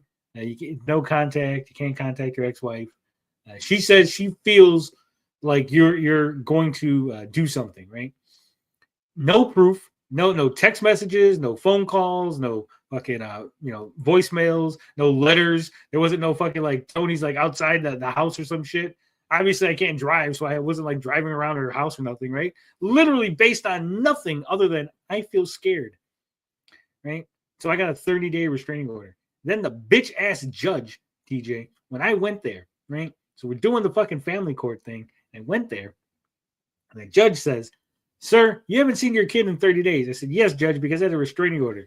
She said, but you could have contacted your ex-wife to make a set a time or a schedule where you could have seen the kid. I said, judge, I had a restraining order that literally said no contact for 30 days. And my lawyer advised me not to fucking contact my ex-wife for any means within those 30 days. Yeah, Mr. Villarreal, we're gonna have to I think we might have to take this into consideration whether or not you should have custody of your kid. At that point, TJ, I was going to strangle the fucking judge, but I didn't. I held back. It's crazy. It's crazy. That and rape or wife beating accusations. Yeah, crazy. I'm a riposexual. What? I hate that the fucking state is involved with marriage and family. Me too. Like I said, there is. I understand the reasoning behind some things, right? Like to be able to get a restraining order with the quickness is something that has to be happened, right? But I think within a time, I think you should be able to go and go, hey, I'm really scared of my husband. I need a restraining order, right? And you should be able to get it, no problem. But then the person who gets the restraining order put on them should be able to get a counter fucking whatever. Like you should be able to go to court within a week and say, hey, this restraining order is bullshit. You need to fucking have it removed, right? Like I shouldn't have to wait 30 days. Like if I'm like, hey, I feel this is false, so I would like to go to court and get this cleared up as soon as possible, right? So yeah, family court is evil. But then I tricked my ex-wife. It's a fantastic story how I got custody of my kid scot-free. Not only did I get custody of my kid, TJ, but I got child support. I didn't have to pay. I got paid taking my kid. On top of the fact that I get to claim my child on taxes every year. It's part of the agreement. That's a story, man. I got to tell you sometime. I still remember when Sheila Aliens told everyone she was the reason for his divorce. That's the funniest twist of the JDA story. I thought the funniest twist was when his ex-wife said that he walked around the house on his tippy toes. Contested, you mean? Yeah, that's what I meant. Contested. Scotch-free? Scotch-free, baby. Scotch Earth. Like I said, I had to pull some shenanigans, but man, it was what I pulled off was unbelievable. It is something that people they'll be studying this shit in fucking law classes for years. What I pulled off, baby. Slam dunk. Most men lose custody. You're top 5%, bro. It's even better than that. If I ever really get into this story, you're gonna, like I said, if my ex-wife ever found out, she would fucking kill me, TJ, for the shenanigans I pulled on this one. So it's been great. It's great. adding for context here. Then you want to pull up this thing about Chrono Trigger. We'll get into that in just a minute. But you also want to say, Oh, he's like, you said this thing, but we'll get into it in a minute. Then why did you bring it up? Like, Sturgis, you're worse than I am when it comes to like jumping around. Like, just go in order. friendly reminder, Kingdom Come Deliverance 2 is really gay. So gay that IGN is shilling for how to be gay. Because IGN is now an activist propaganda website. They don't actually care about gamers. They just want to shill their activism and create rage bait so that you'll click on it. And literally, it just says how to romance Hans in Kingdom Come Deliverance. That's not rage bait. That's not activism. That's like a fucking guide, right? Like, just replace how, instead of how to romance Hans, put how to fucking unlock chest, how to get the magic sword, how to get super potion, Same right? idea. Like, it's just a fucking guide. He just pulled up the one part of the guide that happened to be about the romancing the gay dude. make them money. But Make you've the money, bud. been going on and on, even today, about this game, knowing that you're getting the most impressions you've gotten in a very long time. It's almost Yes. like Sturgis is learning. He's like, wait a minute. People just say things to get clicks on the internet? Wait a minute. MCU, talking about Star this Wars game. is dead. 16 hours, 15 hours, 2 hours ago, 2 hours ago, an hour ago, 49 minutes ago. You're still talking about this game. And you even have a pinned post with almost 1 million impressions. Yeah, it's a thread. Here's how it went down. Thread. It's a thread, Sturgis. It's because you're getting interaction to, I guess, eventually sell your comic, as Cult Classic Cage would say. You rage bait and then move people over to trying to sell your comic book. Isn't that what Eric July did, bud? Isn't that the same grift? He's calling out JDA for the Eric July grift, guys. Crazy. It's called clickbait for a reason, Sturgis. Yeah. Cult Classic. Oh, you know what I heard today? Before I forget, TJ, because people are talking about Sheila Aliens. Speaking of Sheila Aliens, okay, so she actually did a favor for me once, not sexually, regular favor. Let me just put that out there because I know it sounds weird. But she scraped some data from a, I think it was like a quartering thing. No, it was like data from Rotten Tomatoes because quartering them were making claims, right? Something like that. But she did like way, way back in the gap. She had hooked me up with a bunch of graphs. Graphs, TJ. Hooked me up with a bunch of graphs. I don't know if I gave her credit. Oh, more graphs. But I remember a bunch of graphs and stuff. But that reminded me that Ralph is back. The Ralph Mail is back. And apparently, according to the Ralph Mail, you know Elisa Clips? Apparently, Elisa Clips is a woman, TJ. Verifiable woman who tried to get into a polyamorous relationship with Nick Rekieta and was rejected, which is why she goes at Nick so hard. Because she's literally a scorned lover, quote unquote, of Nick Rekieta's. And apparently she also tried to kidnap a baby, allegedly, from what I read.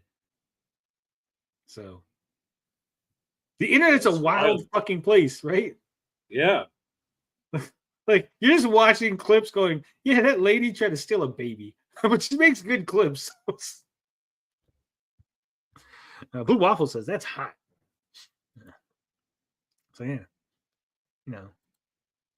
Cage would put here, JDA has entered insane levels of low-cal status. As in, Daniel brought up this restraining order. He also brought the fact that you seem to be into Lucario. What about we bring up the Raging Golden Eagle comic, Sturgis? But you didn't read that. You nice furry ass. To Lucario for some And weird by reason. the way, here's the funny this- part. Again, defending JDA, he's trolling war campaigns. Sturgis' best buddies. Yeah, it says, The ones who prop please him don't, up. yeah, please don't forget that Edwin the Ace and Jingostic Pig want some of that fine piece of Lucario ass. This right here as well from 2025. Well, this 2025 is this post, but this He got confused as to what was going on. I was like, wait a minute. No, that was this post. He's getting is an distracted. old post from you talking about Lucario in a way. So this is from 2019. Yes, 2019. But again, you brought up the Embracer Group. Wait a minute, Sturgis. That's an old tweet. That doesn't count. Isn't that what you said about Eric July and everybody? Old tweets don't count, buddy. Someone called LG to make sense of all this furriness. Damn that furry ass. I don't like War Campaign, but I don't avow any of them. But they bring receipts. They bring receipts, y'all. Look, I'm not saying anything, right? I'm not saying anything, but I blame Looney Tunes for a lot of this furry shit, right? Oh yeah, Lola Bunny. It all Lola started Bunny. with her. Yeah. Not just Lola Bunny.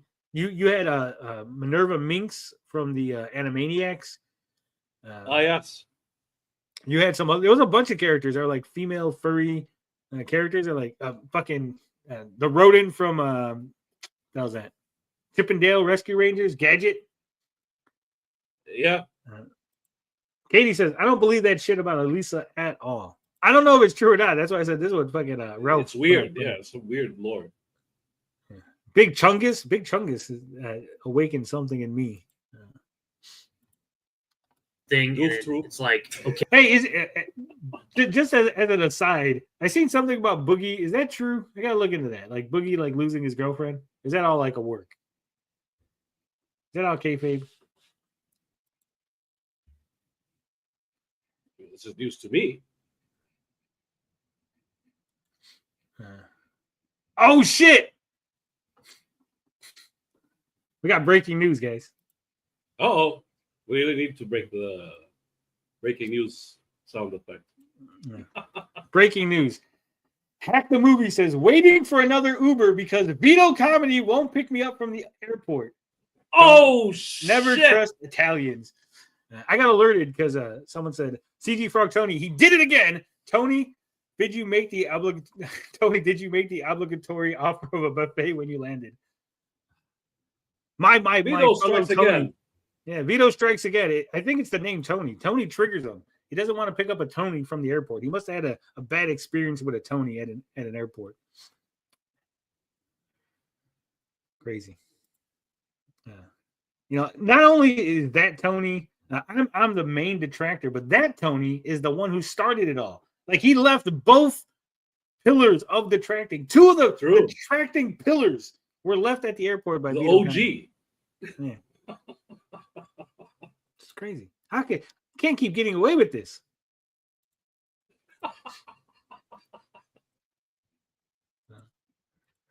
Okay, well, Embracer Group, they really haven't done much in years. Like they've been down there 5 years. All the way down here for years. They've been going down in price. But you decided to bring up Chrono Trigger. Now let me explain something to you here. You've never played. I can guarantee you can almost. How can you guarantee you don't know his life? Blue Waffle says he left his own mother there. He did. Vito's car wouldn't be able to carry him and Tony's giant head. That's true. That's true. He's Italian. Of course, he's had a bad experience with a Tony. Tony's Pizza. Vito's really a piece of shit. And as a fan, I can say that. Yeah. Damn. Almost guarantee you've never played this game. Let me just show you this right here. Here's my gameplay of Chrono Trigger. Me being at the final battle, seeing that I've already unlocked New Game Plus because I already completed this game. Because that's why is this relevant, Sturgis? Yeah, I don't know. Save number 117. It took you 117 saves, bud.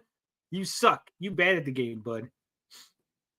You unlock when you complete this game. You unlock New Game Plus. So unless you're going to show me this, like I've shown here, don't.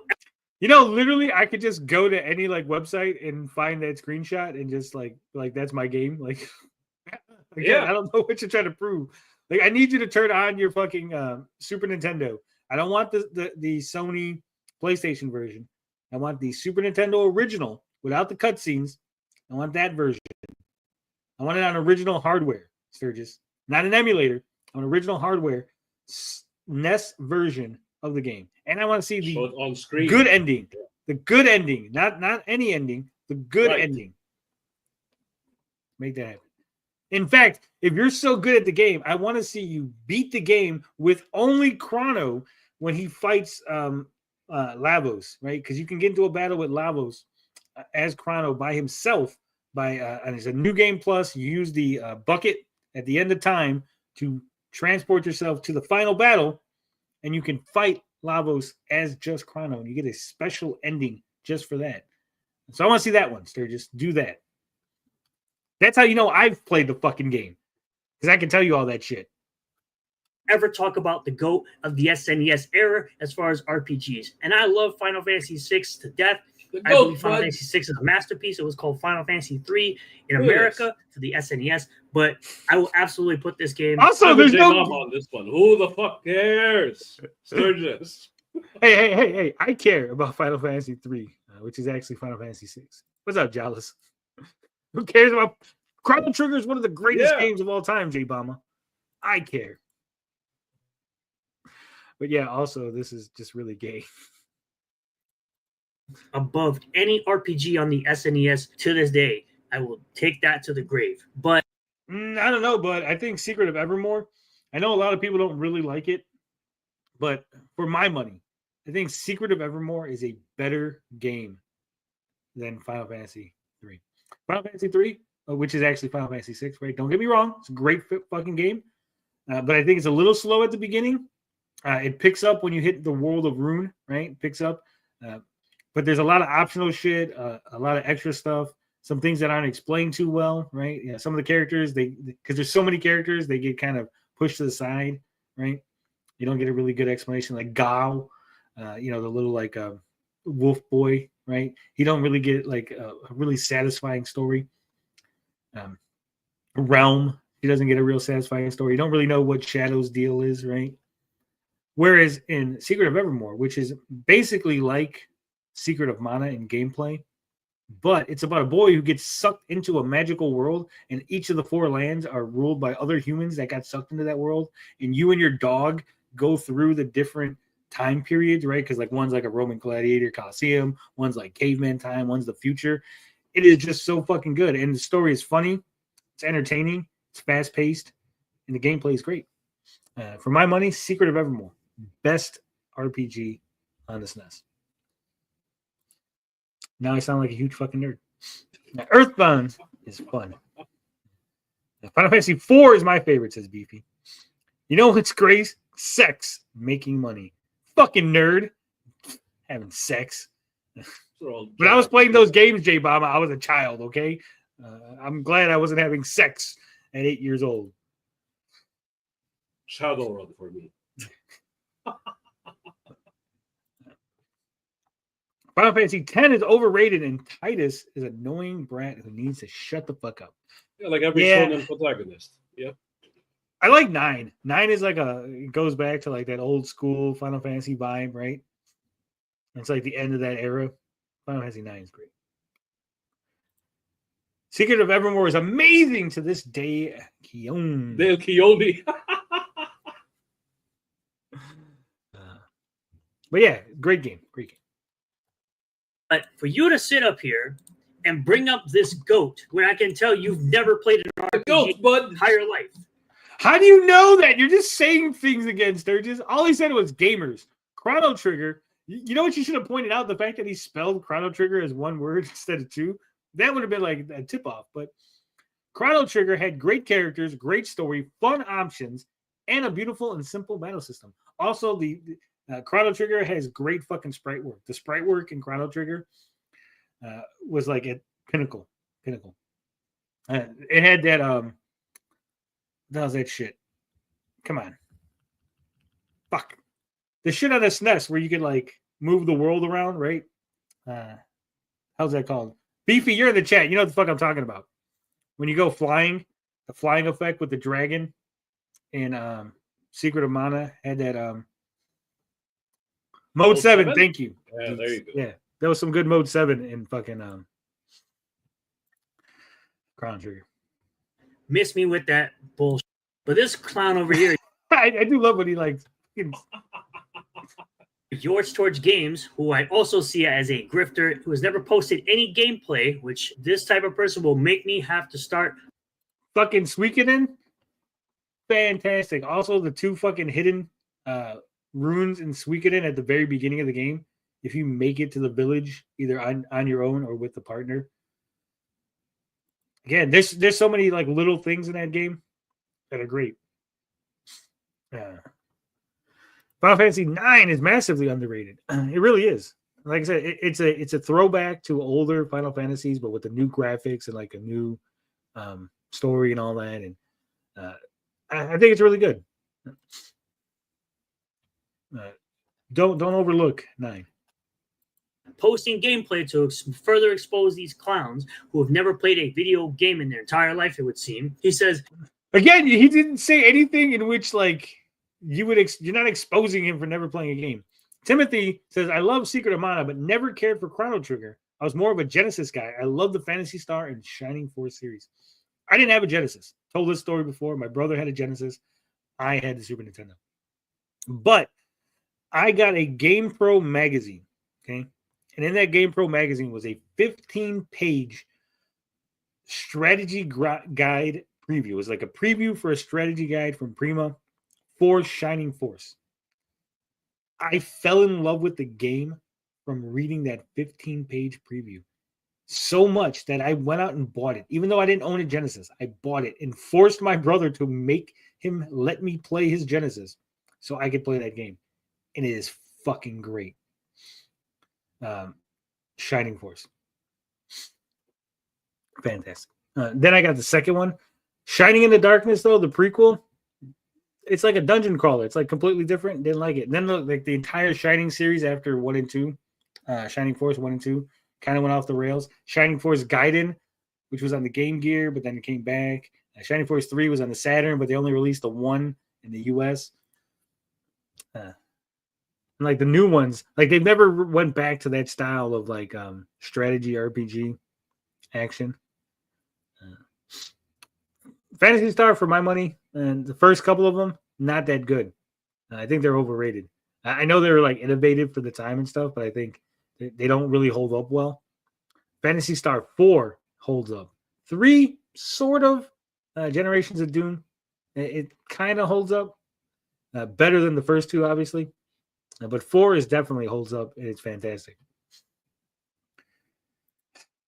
gamers, if Kingdom Come Deliverance 2 is wildly successful, which it is, why is the game director going after John De La Rose just the day after the game's launch? Because John De La Rose is misrepresenting his video game. He's not going after him either. He's correcting this clown by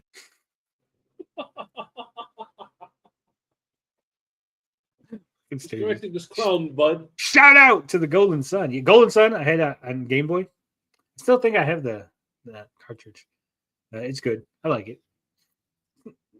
It's not great, but I mean, it's a Game Boy, right? It's not like it's a handheld game. It's not. It's going to be as technical as some of the other ones. Genesis Shadowrun was fucking awesome. It was the Genesis version. I had the Super Nintendo version. That game sucked. Oh yeah, that was trash. Yeah. I know years later I found out how to play it and stuff, and it's like more like the tabletop rules and all that. That's why it's like different. But it's not. I don't like it. I didn't like it back then. I don't like it now. GBA, yeah, had good music. What type of hoity-toity household had a different game system? I had lots of game systems. Like I said, I had Super Nintendo. My brother had Genesis. Then I eventually got the PlayStation. And at that point, my brother got an Xbox. I think that was as far as he went. He got the first Xbox, and then he was just done with video games after that. Right now, I'm looking at my setup. I got the PlayStation 2, the PlayStation 3, the PlayStation 4, and the PlayStation 5, plus the Switch, all right here on my little fucking TV. Not little TV, but you know what I mean. It's pretty fucking big TV. Telling him exactly what gamers think as well, who've actually played the game. They don't actually care about this optional side quest or optional choice in the game. I said he's not going after him. He's getting called out rightfully for rage baiting and lying with screenshots taken out of context, being exposed by Real Hypnotic. Shut the fuck up, you non-gamer. I don't know if they're out of context. You can kiss the guy in the game. That's what JDA presented, right? Because as last night's HypnoCast showed, people were sharing screenshots or taken out of context. And if you want to find out more context about that, go check out HypnoCast. Obviously, you got clowns like John De La Rose, who are Black Anus trying to like Black Anus. He didn't censor that either. But like, I don't even know where it came from. Just out of nowhere, just fuck Black Angus. use this as some type of own or win, saying, I didn't know Renown Zero or He admitted it. You changed Sturgis to Renown Zero. You've admitted that that's who they're talking about. I didn't know Sturgis was an ally. Sturgis, I guess, because I don't identify with that. It's weird. It's a weird name. If they call me, they honestly still use this name for some weird reason. That has Sturgis. This is why, because of this little spiel that you go on, is why people still use Sturgis. no meaning behind it whatsoever outside of looking like a biker and having a beard. Because when people call you a name on, Don't forget, it's also an Urban Dictionary. An E. July put it in Urban Dictionary. So Gay ally really a Sturgis. story behind it, and this isn't one of them. But for me to be about this game, including an optional choice, yes, you About further the gay expose life. yourself as being anti-gay, just like John De La Rose. So What? Sturgis just called Black Angus anti-gay, and I'm pretty sure, I'm pretty sure Black Angus is bisexual. Yeah, he is. He said that a lot of times. Yeah. So make that make sense. Which I guess it does make sense because he doesn't like the gays. He only likes the bisexuals. Like, fuck you. You got to be. So Sturgis is actually confirming that he is the gay rights ally. Would you look at that? You only using gay rights to virtue signal, Black Angus. I'm a real gay rights ally. congratulations, you were on the same side as John De La Rose being anti-gay, like a loser that you are. I know for a fact you get no. That's why you sit up here and you try. I love like it's censored, so it doesn't make any sense. You get no potato chips. like. Also, he's gay or bisexual, so he gets lots of penis, I'm sure. Have this little gay about Eric July being in your profile picture with his weird face because you suckle off. Eric July with his weird face. That's just what Eric would look like without a beard. He edits out himself saying pussy. He's been editing a lot of stuff. Turns out it's because he's gay. Yeah. I mean, he didn't censor anus, so there's that. Off the EVS so much that anything negative towards Eric July is bad. So sit in your little weird circle while you continue to sell your little PDF drawn posters that nobody cares about. Move on with your life. Get some holy.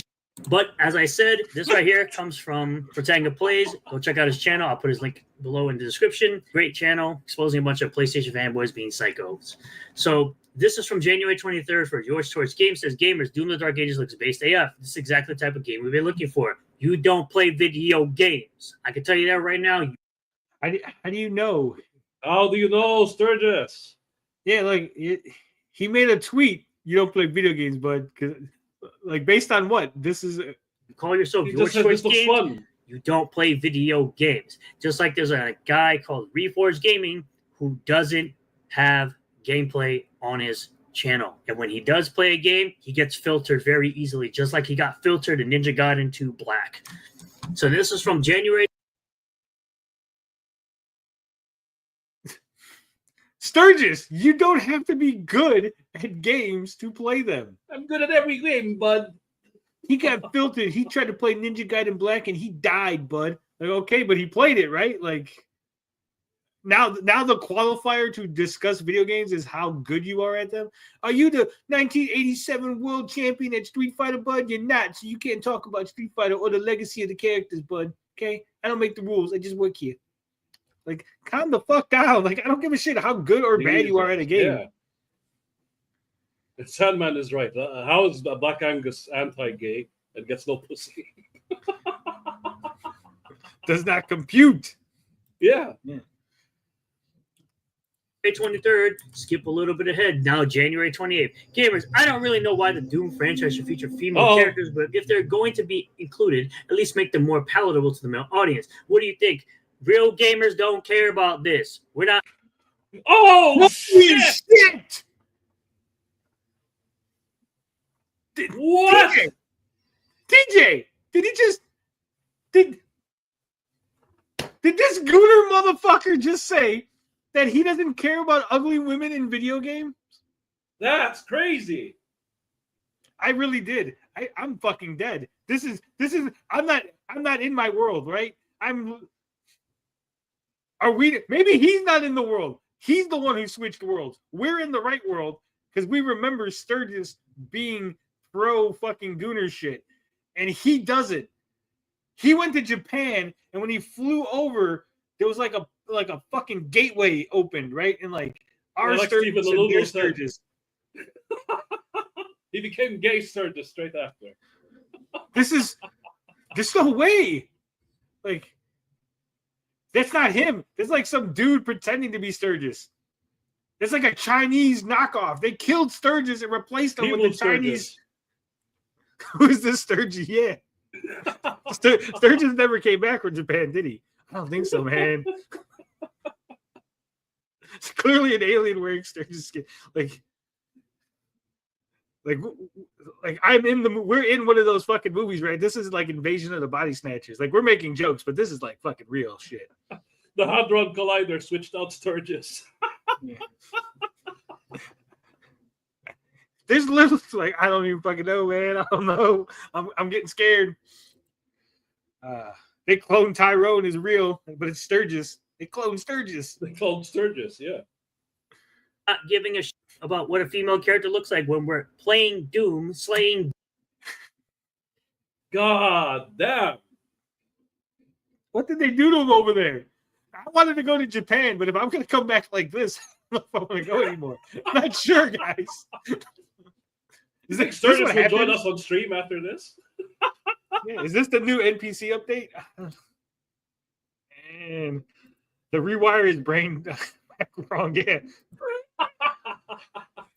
If he had a goatee, we would know it was Mirror Sturgis. Maybe there's a goatee underneath his beard. That's why we can't see it. Sturgis tan. What have they done to you? Sturgis got laid, didn't he? Maybe. Oh, must be, yeah. He got the veto treatment. Demons as the Doom Slayer. Nobody cares about this at all. Just a thought. The same thing, bro. The same thing. The Doom franchise will last for many years as long as it doesn't uglify women or feature troons. Here's a warning sign from Doom: The Dark Ages. Bro, again, a real gamer doesn't care about this. This is it's getting too fucking weird, man. How am I agreeing? Not only is Sturgis like saying the right things, but I'm agreeing with him. What the fuck crazy. happened? Yeah. Something happened in Japan. I'm telling you. We're gonna find out that it's actually like 3 fucking Chinese guys in a trench coat. It's not really Sturgis, guys. We've been had. You're just grifting off of this movement. That's all you're doing. And this is the actual tweet over here. Sturgis-san, nani? Nature is healing. He'll never turn back. I think Sturgis accidentally licked the power outlet. He must have gave him the right drugs when he went over there. He finally got the correct medicine. Now his brain is working. Sturgis ordered them femboys off the menu. Yeah. Japan is more doomed than we thought. We already enjoy it more, yeah. Homies won't say fuck, but he'll say legit slurs. She needs a beard, bud. That Donkey Kong hat was too tight. In response to Doom: The Dark Ages won't be the series' final installment. But we have an update from Hypnotic himself saying, "Good morning, my neighbors. Not looking good for the Gooner Gators, calling flop on this one. Lol. They announced 1 million sales in just one day, unlike Dragon Age: The Veilguard that still hasn't announced it yet. This game needs a little over 1 million sales to break even, so it's on its way to Profit City." Is that like a place? Can I go there? Can I visit Profit City? Even have Volsky down here says, as of 10:44 a.m. Eastern Standard Time today, it's currently sitting at 156,221 players right now with an all-time peak of 159,000 players. That's way higher than Dragon Age: The Veilguard has ever been at. So please miss me with that nonsense, you. Miss you with what nonsense? No one's saying anything. You're attacking something that no one has said. Yeah, why are you telling Hypnotic to miss you with that nonsense? Yeah, like no one's going Dragon Age: The Veilguard made better. Like You brought that up. We did it. Like, no one's brought that up in any of these tweets. Fake grifting losers. Stick to comics, JDA. That's what you should be sticking with. Stick to comics. Stop trying to grift off this because you are a casual gamer. You've clearly never played an RPG in your entire life, and you need to shut the fuck up, you clown. You're the same clown that said The Legend of Zelda Echoes of Wisdom is woke because you play as Zelda, a beloved character. He's so mad. I want Sturgis to fight JDA in a midget street fight. We might There be you able go. to get Liam and Sturgis to get on a stream together because they both hate JDA now. Oh, We can make it Liam, happen. if you're listening, reach out to Sturgis. We need to go back, Kate. This time is too wild for me. I don't know, man. This is what happens when you leave the almanac back in the past, TJ. You fucked up the timeline. He touched grass. Shut the thank you all for checking out this video. I really do appreciate all the new subscribers, returning subscribers, new viewers, and Yeah, we don't need the spiel, Sturgy. Man, that's wild. That's fucking crazy. That he. God damn. I wasn't expecting like- any of this. Yeah, you don't need hot, sexy women in your video games. Like what? What? Then he looks at the lolly drawing and actually calls it the PDF drawing. That's crazy.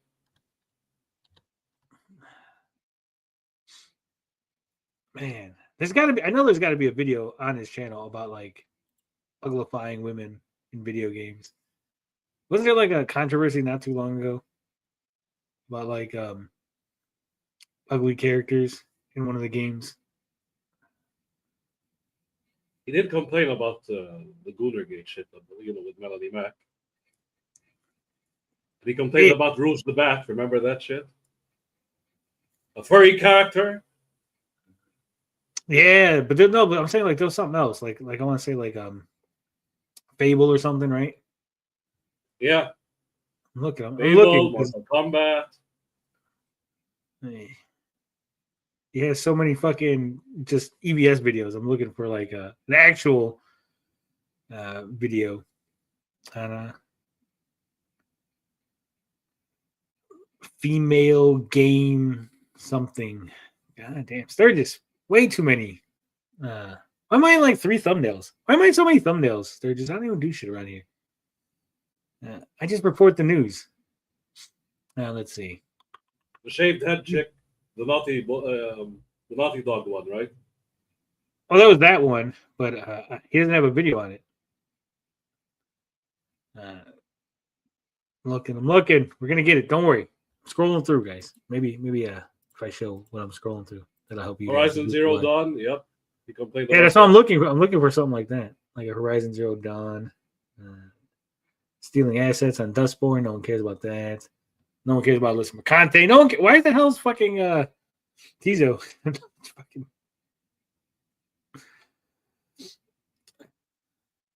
Look, I'm on thumbnail. All in on false DMCA. DMCA, bud. Which is funny because he never actually got DMCA'd. I got BTFO'd. What? When did that happen? I don't remember this at all, TJ. Do you remember this? BTFO'd, bud. Anybody he doesn't like gets BTFO'd. Oh, is that the rule? Yeah. What do I want? Frog Tony wants to quit detracting. Is that what I wanted? Man, I could just say anything, and you guys will believe it. Kayfabe works. That it does. Also, what's up with like? Monster? But he's got only like half of Monster's head, like of the image. It's not even like there's no jaw in it. It looks so weird. It's like because I'm looking at it, It's almost like as if he's bad at Photoshop. Yeah. You think? I think he's bad at Photoshop. His graphic design degree didn't mean shit. He's got Vito's head. Look at that. Graphic design is his passion. Where's Vito's head? Oh, you mean this? Come on. Stellar Blade, bud. Peace review. Lied about censorship, bud. Look, it's a frog. Look, I'm on thumbnails again. What the hell? Why am I on so many thumbnails? I just noticed this shit. Gee, let's talk about I got Street. BTFO'd again, apparently. Oh, there, look. There's some good Also, content. I Pokemon game. Did they uglify women in Pokemon? Pokemon goes full woke. Female fans furious over erasure. No, that's because they erased the body type. Got to be like a face. Oh, here, Star Wars Outlaws. Look at that. Yeah, there we go. Hello, everyone. I'm Renown Zero. We are back again talking about Kotaku's Alyssa Mercante is hot and bothered over the Star Wars Outlaws manly KVS in hate campaign against gamers. Manly? She's manly. Why does it matter, Sturgis? You shouldn't worry about the girl being manly when you're shooting your pew-pews. Yeah, it's a video game, right? Now, what are we talking about here? Well, we're talking about that this is the face model. This is the model for the character of K-Vess in the new Star Wars Outlaws game by Ubisoft, which, in my opinion, is going to be dead on arrival because no one cares about Star Wars. But this is what Star Wars is dead because no one cares about Star Wars. Sturgis, stop using Tony's real picture. Sturgis is ally now. Yeah. Is Sturgis crying yet? No, Vaughn. Sturgis is telling us how you don't need ugly women or you don't need beautiful women in video games anymore. He became a gay ally somehow. Yeah. I think they just told Sturgis he was studying graphic design. Really, he was just watching a screensaver. Yeah. There. what she actually looks like in real life. And this is the model on the right here that they put in the game. This looks absolutely like dog water. This looks absolutely terrible. And it just seems like they're able to do male characters, like the gaming industry in the West is able to do male gaming characters just fine when it comes to face models. But when it comes to women in video games, they always got to make them ugly. So, okay, so I'm going to say a thing that I've said before that I think 99% of these people do not understand. Are you ready for this, TJ? Are you ready for this? Hear it. That's not what her fucking face looks like, you idiot. She's wearing makeup. Have you not seen all the fucking videos, all the fucking tweets, all the threads? Fucking, what's her name? Pearly is putting up a bunch of threads too lately, like where they go, look, this is what she looks like, and then this is like her without makeup, right? Face scan technology. They take off all their makeup. They take off all the stuff that contours their face, that makes their nose look thinner, you know, the little tricks, and it just scans their actual faces. Have you seen Pokemon without makeup? Come on. So you could take a shot and use the shadow and the fucking lighting and everything to make your face look a certain way. Also, she's smiling. Maybe when she doesn't smile, her jaw looks like this. So this is actually from Sturgis now. Nobody cares. Yeah. Go daily shout out to him. Go follow him over on Twitter. He's absolutely hilarious. He's been doing a lot of these Sweet Baby Inc. versions of what characters would look like from different games. I think it's absolutely funny. So now we're talking here about this person. K-Sun admitted to having her face and body scanned for Like a Dragon Infinite Wealth, and she looked perfect. So this is her here in real life. This is how she looks in game. Almost exactly the same as far as body proportions and as far as facial features. This looks exactly like fucking what's her name? Almost exactly the same, Sturgis. And you notice this lady here, Deborah Wilson, she doesn't wear makeup. There's no hot picture of Deborah Wilson. She always just looks like Deborah Wilson, kind of ugly. Yeah, she's always like stoic. And the West wants to everything. Capture ugliness at 8K, says manga lawyer. They do with no mistake, like Deborah Wilson. Don't be a retard. This is intentional. Technology is not the issue. So this is what she looks like in every different game. Yeah, that doesn't look good at all. Yes. Yeah, that's what she looks like. In real life. Yes, Sturgis. Yeah. He's spinning the atom. Yeah. That doesn't look okay. So K-San here, she's a known person, and they're selling part of the game off of that she's in there, right? Right. So that's why they made sure she was as good as possible, right? And they probably went back and touched it up. They probably scanned her, right? And went, no, this doesn't look like what people think. So they touched it up to make her look like what she's supposed to look like, right? Whereas the other chick was just used for a face model, and they're like, yeah, that's good enough. Like you're not known. You're not fucking a celebrity. No one cares who you are. So it doesn't matter that your face model and the in-game thing don't look identical, right? Good at all. Asian girl face. And of course, of him as like again, like these are celebrities. Yes, you're going to get Giancarlo Esposito for your game. Yeah, it's going to be exact. You get fucking William Dafoe, it's going to be exact. They get paid for that shit. It literally, I mean, literally, they could sue them because they're like, you paid for my license, for my likeness, and it doesn't look like me, and now that's affecting my. You ever wonder why MCU posters have all the superheroes without their masks? Yeah. They get paid for that shit. Force Unleashed was great, and getting killed by a clone was bullshit. Yeah. Kason and other one for Stellar Blade were perfect, quote, ports. I wanted to like it, but it threw in some fucking annoying jumping over lava level. They're all hot pictures of Deborah Wilson, Tony. Yeah. I'm so sick of Deborah Wilson's face. Good voice actress, though. I never thought she was funny when she was on Mad TV. I didn't like her. As Hypnotic would point out as well, a bunch of different male actors that were modeled into different various games. You had Far Cry 6 with Giancarlo Esposito. You had Willem Dafoe, which like obviously it's a Spider-Man game. You had Keanu Reeves in Cyberpunk, and you had Norman Reedus in Death Stranding. He's saying, quote unquote, faces aren't that accurate when compared to the model because it's hard to do. You just don't understand the complexity and the difficulty that goes into it. Guess they got lucky on these, huh? So yeah, like I said, showing a bunch of male characters. And he also says it's quite strange indeed how the ugly button doesn't seem to work as often on male characters as it does female characters. Female characters ugly button is on rapid fire, Gatling gun style, where male is. Also, the other thing, again, I'm gonna point this out: men don't wear makeup. Yeah, Cameron Monaghan, that's how he looks. That's his face. There's nothing on there making, there's no makeup contouring his face. He doesn't got like eyeliner and eyeshadow, right? Like your beard is like the only way for men to change the shape of their face is to like grow a fucking beard, right? Beyond that, like you got a haircut and a beard. Those are the only two things to help us when it comes to our faces, right? Or a mask. Was like an occasional 6-round pistol. I guess accuracy is only possible with males. Again, shout out to Hypnotic. Follow him over on YouTube and Twitter. I'll leave the links below in the description. He does a podcast every Monday through Friday and Sunday called Hypno.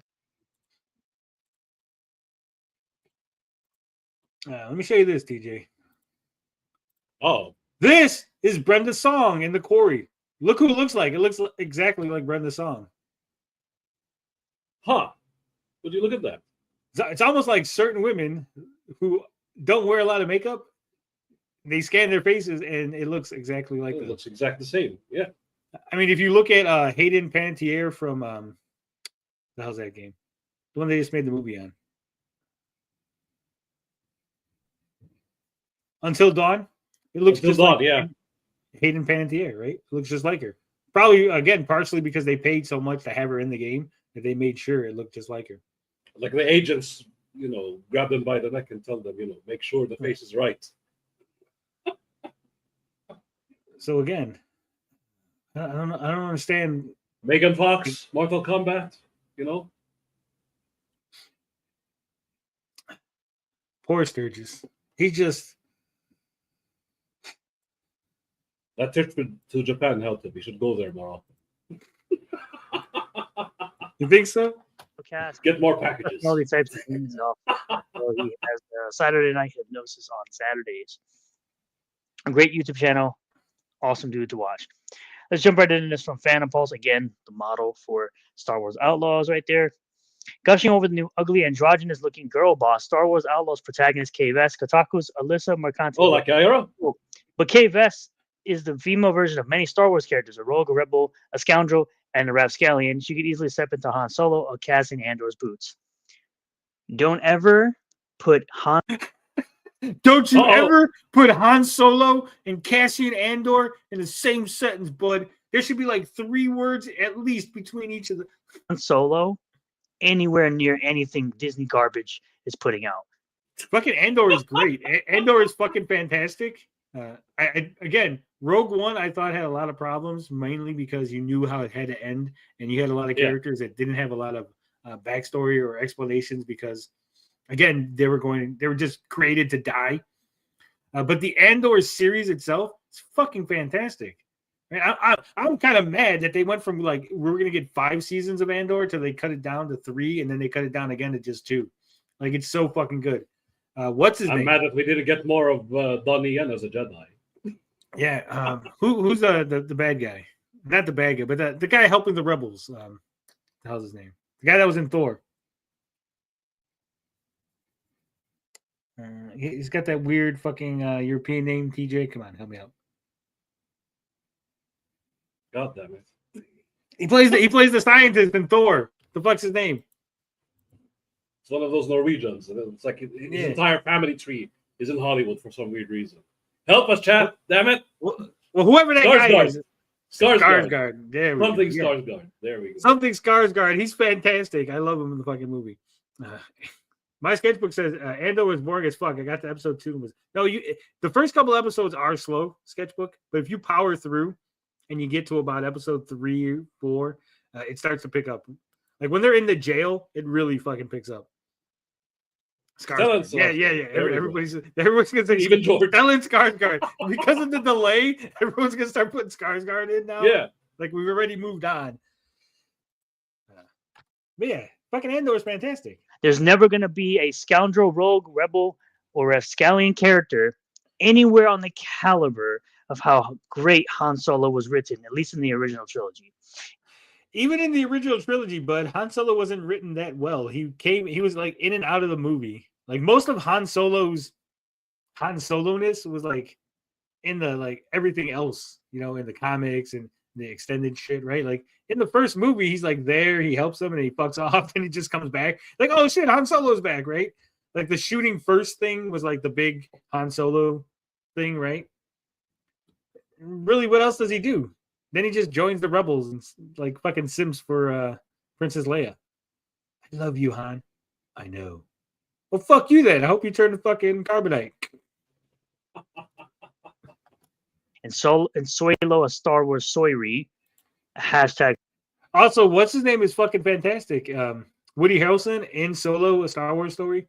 He's fucking fantastic. He plays, if you watch it, there's a dynamic in which Star Wars tried to do, and I think, in my opinion, they succeeded, but I don't think a lot of people pick up on it, and that's why they don't like Solo. But Woody Harrelson's character, I forget the name of the character, but his character in Solo is supposed to be what Han Solo would have become if he never met Princess Leia. If he never found real love, he would have turned out just as bitter and jaded as the Woody Harrelson character. But because he found Princess Leia, he found something worth fighting like for. a foil. Yeah. He's like, this is the path that Han Solo could have gone down, right? And so that's what it was supposed to be showing you. And that's why like Han Solo has all these like characteristics of this guy, and like you're seeing him like becoming him. And then when he gets to Han Solo in the original trilogy, you see where he now takes that left turn because he meets Princess Leia, and his life is now changed. Like Solo lost money, and in the garbage Disney trilogy that doesn't exist, his character was written like absolute dog water. Cassian Andor, I don't really give a crap because Rogue One was garbage.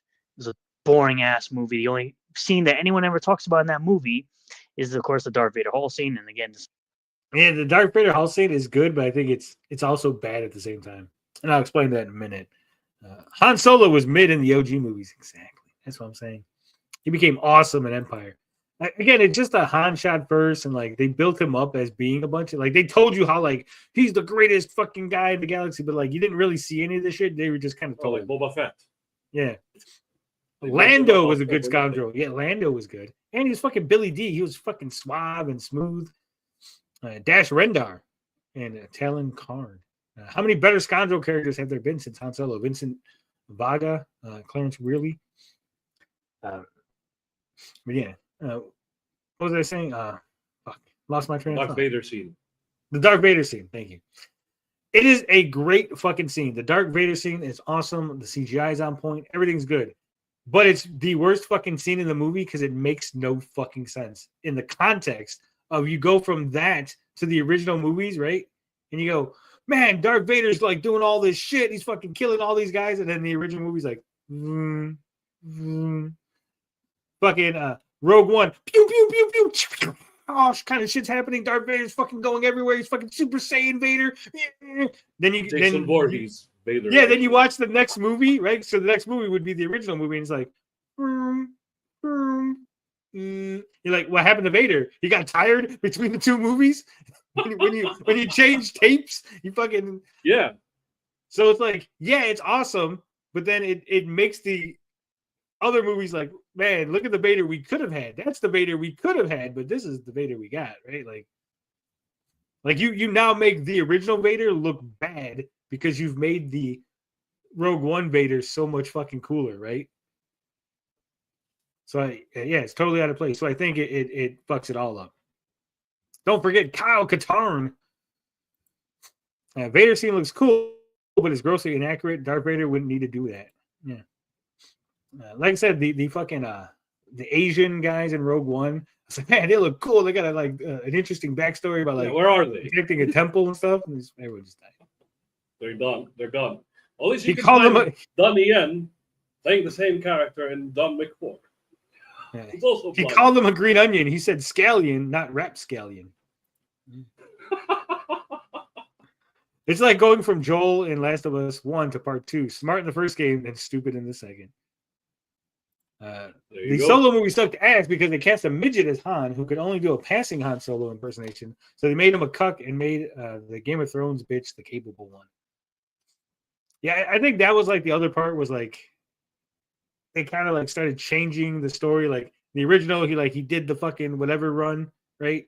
And then this one you find out is like the computer did it. And it's like, like I said, there are Game of Thrones actress. I don't like her. I don't think she's hot.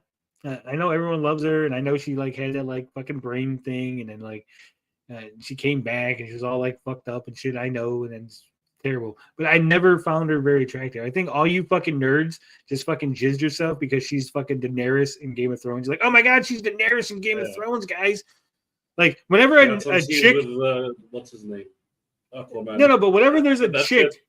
in fucking like a geek property, if it's a geek fucking property where it's a movie or a game or a TV show, that chick is like elevated way. Oh, and above. they wonder why Hollywood makes girl bosses, and they wonder why. Yeah. In New Hope, Vader and Obi-Wan fight. Vader lifts his saber and waits for Peter Sellers to do a little twirl before swinging it down. Yeah, it's like it's like really slow, fucking old man fighting. Queen of Dragons, bud. This is all my opinions. She's got an adorable companion creature, just like Jedi Survivor's Cal Kestis, and she's got that smirky sass that makes so many other Star Wars comebacks so lovable. You already know they're gonna girl boss it up. On paper, she's the perfect lead for an open world game about outlaws. It's just the fact that that's the problem. Again, this is what the person was modeled after. The character was modeled after this woman here. This picture here. Let's go back. Surges, come on. No, and that look like she looks so different here. Like just because of the way her face is and the way she's framed.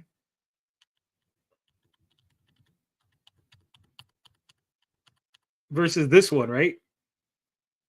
Like even her skin tone is a different fucking skin tone.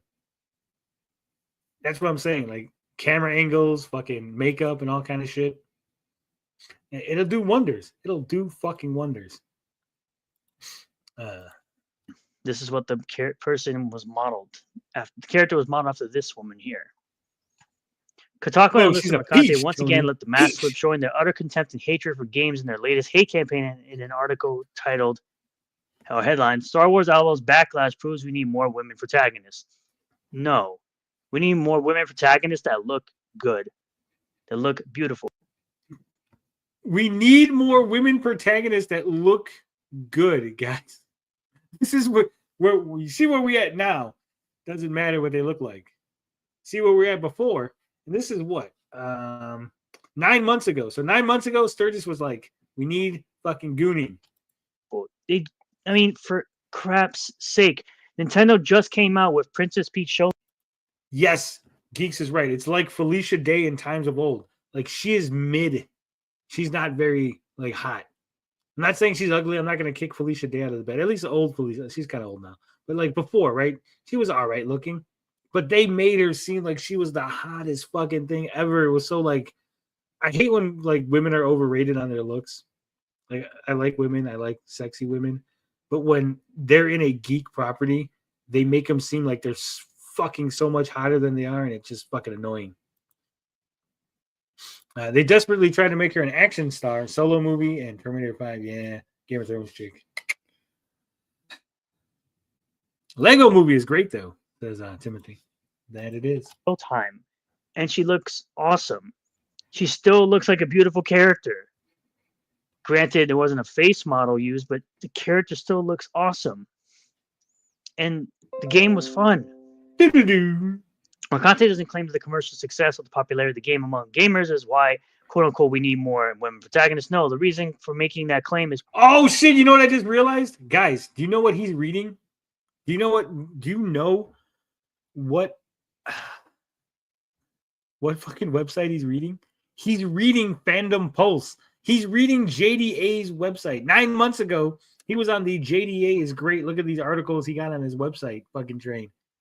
Man, how the tables turned. How the turntables. Gamers, she wants backlash. She wants more games that are disliked by gamers because she's not a real gamer. She's a tourist. She doesn't want popular, successful games.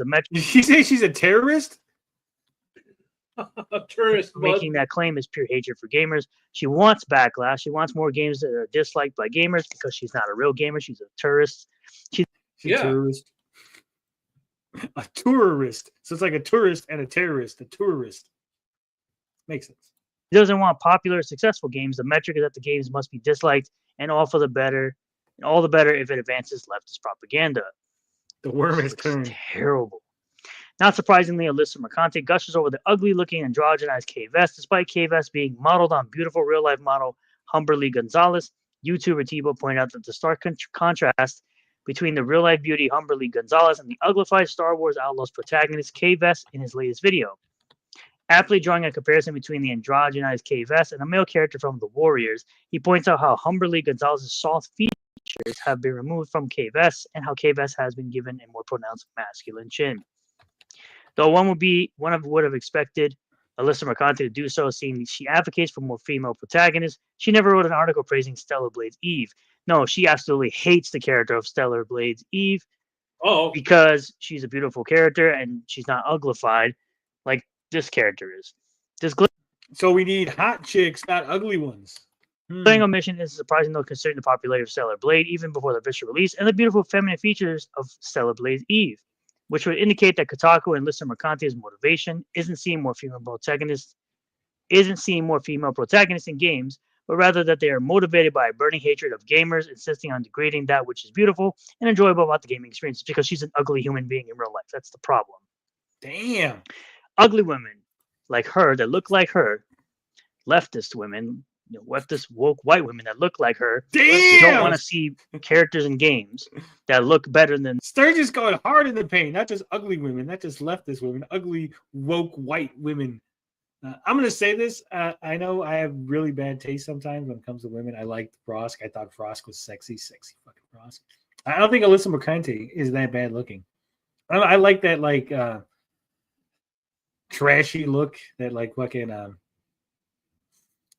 white trash fucking meth addict look. For some reason, TJ, I really find that attractive. Oh, the alt look. No, when they got a bunch of tattoos and they look like their dad beats them. Like Melanie Mac? Drugs. Yeah, for some reason, I don't know. So I find it very very appealing. Like, oh yeah, she's got all the red flags, and I'm there for it, guys. I don't know why. Them in real life. It's a damn shame. It was weird when they did that interview in New York with those hideous looking women that were downing and saying there was sexualized, character of Eve, and they look like elephants. They look like huge cows, and nobody wants to see those type of women in video games. Not even women. Women also like to look at beautiful women when they play video games. Again, perfect example, Princess Peach. The perfect example of a beautiful looking character in a game made by Nintendo, by the way. A kid's game. A family friendly company. Yes. Okay, I want you to look at this lady here. Okay, look at this lady. Okay, see her? You studied her face. I want you to remember her face. I remember the jawline. The one they remember that face. It's very important you remember what she looks like there, because this is what she also looks like. Hey, bud, that's Humberly Gonzalez, who looks almost identical to the character. The one in the video. Yeah, it's almost like makeup, weight loss, different factors, lighting, and stuff like that. That's the other thing people don't realize. Like, if you show a picture of this lady when she's 22, right? But her face was scanned at 25 when she either put on a bunch of weight or lost a bunch of weight in between that, right? That could affect the way her fucking face looks. That could affect the way it was scanned in. Factor in the setting, right? Like, she's supposed to be a bounty hunter. She wouldn't put makeup anyway. Sketchbook says, "Nah, you're just a snow bunny hunter, Tony. If it's white, you're into it." Give her the weird hair and it matches. Exactly. That's what I'm saying. This is what she looks like. No makeup. She just had a fucking interview. I don't know what her tits look like in the game. They look pretty nice here. I'm not going to lie. But that's her from the game. Again, this is what they do, right? They go and get like some glammed up shot from like a 20-year-old fucking photo shoot, and they go, "Look how hot she is." She don't look like that in the game. And you go, "Yeah, she's like 40 now." And you're like, that's her at 20. Like, she's like 40. That's why they put her in the game last year, not like fucking 15 years ago, right? So if Nintendo and developers in South Korea and Japan could do this perfectly, South Korea, bud, the rest of the world do it. Probably because they don't want to, because they hate gamers and they hate looking at beautiful. They hate you. The fans, the type of characters that they want to see in video games. Because again, as Black Girl Gamers would put it, that gaming doesn't revolve around gamers, which it absolutely does.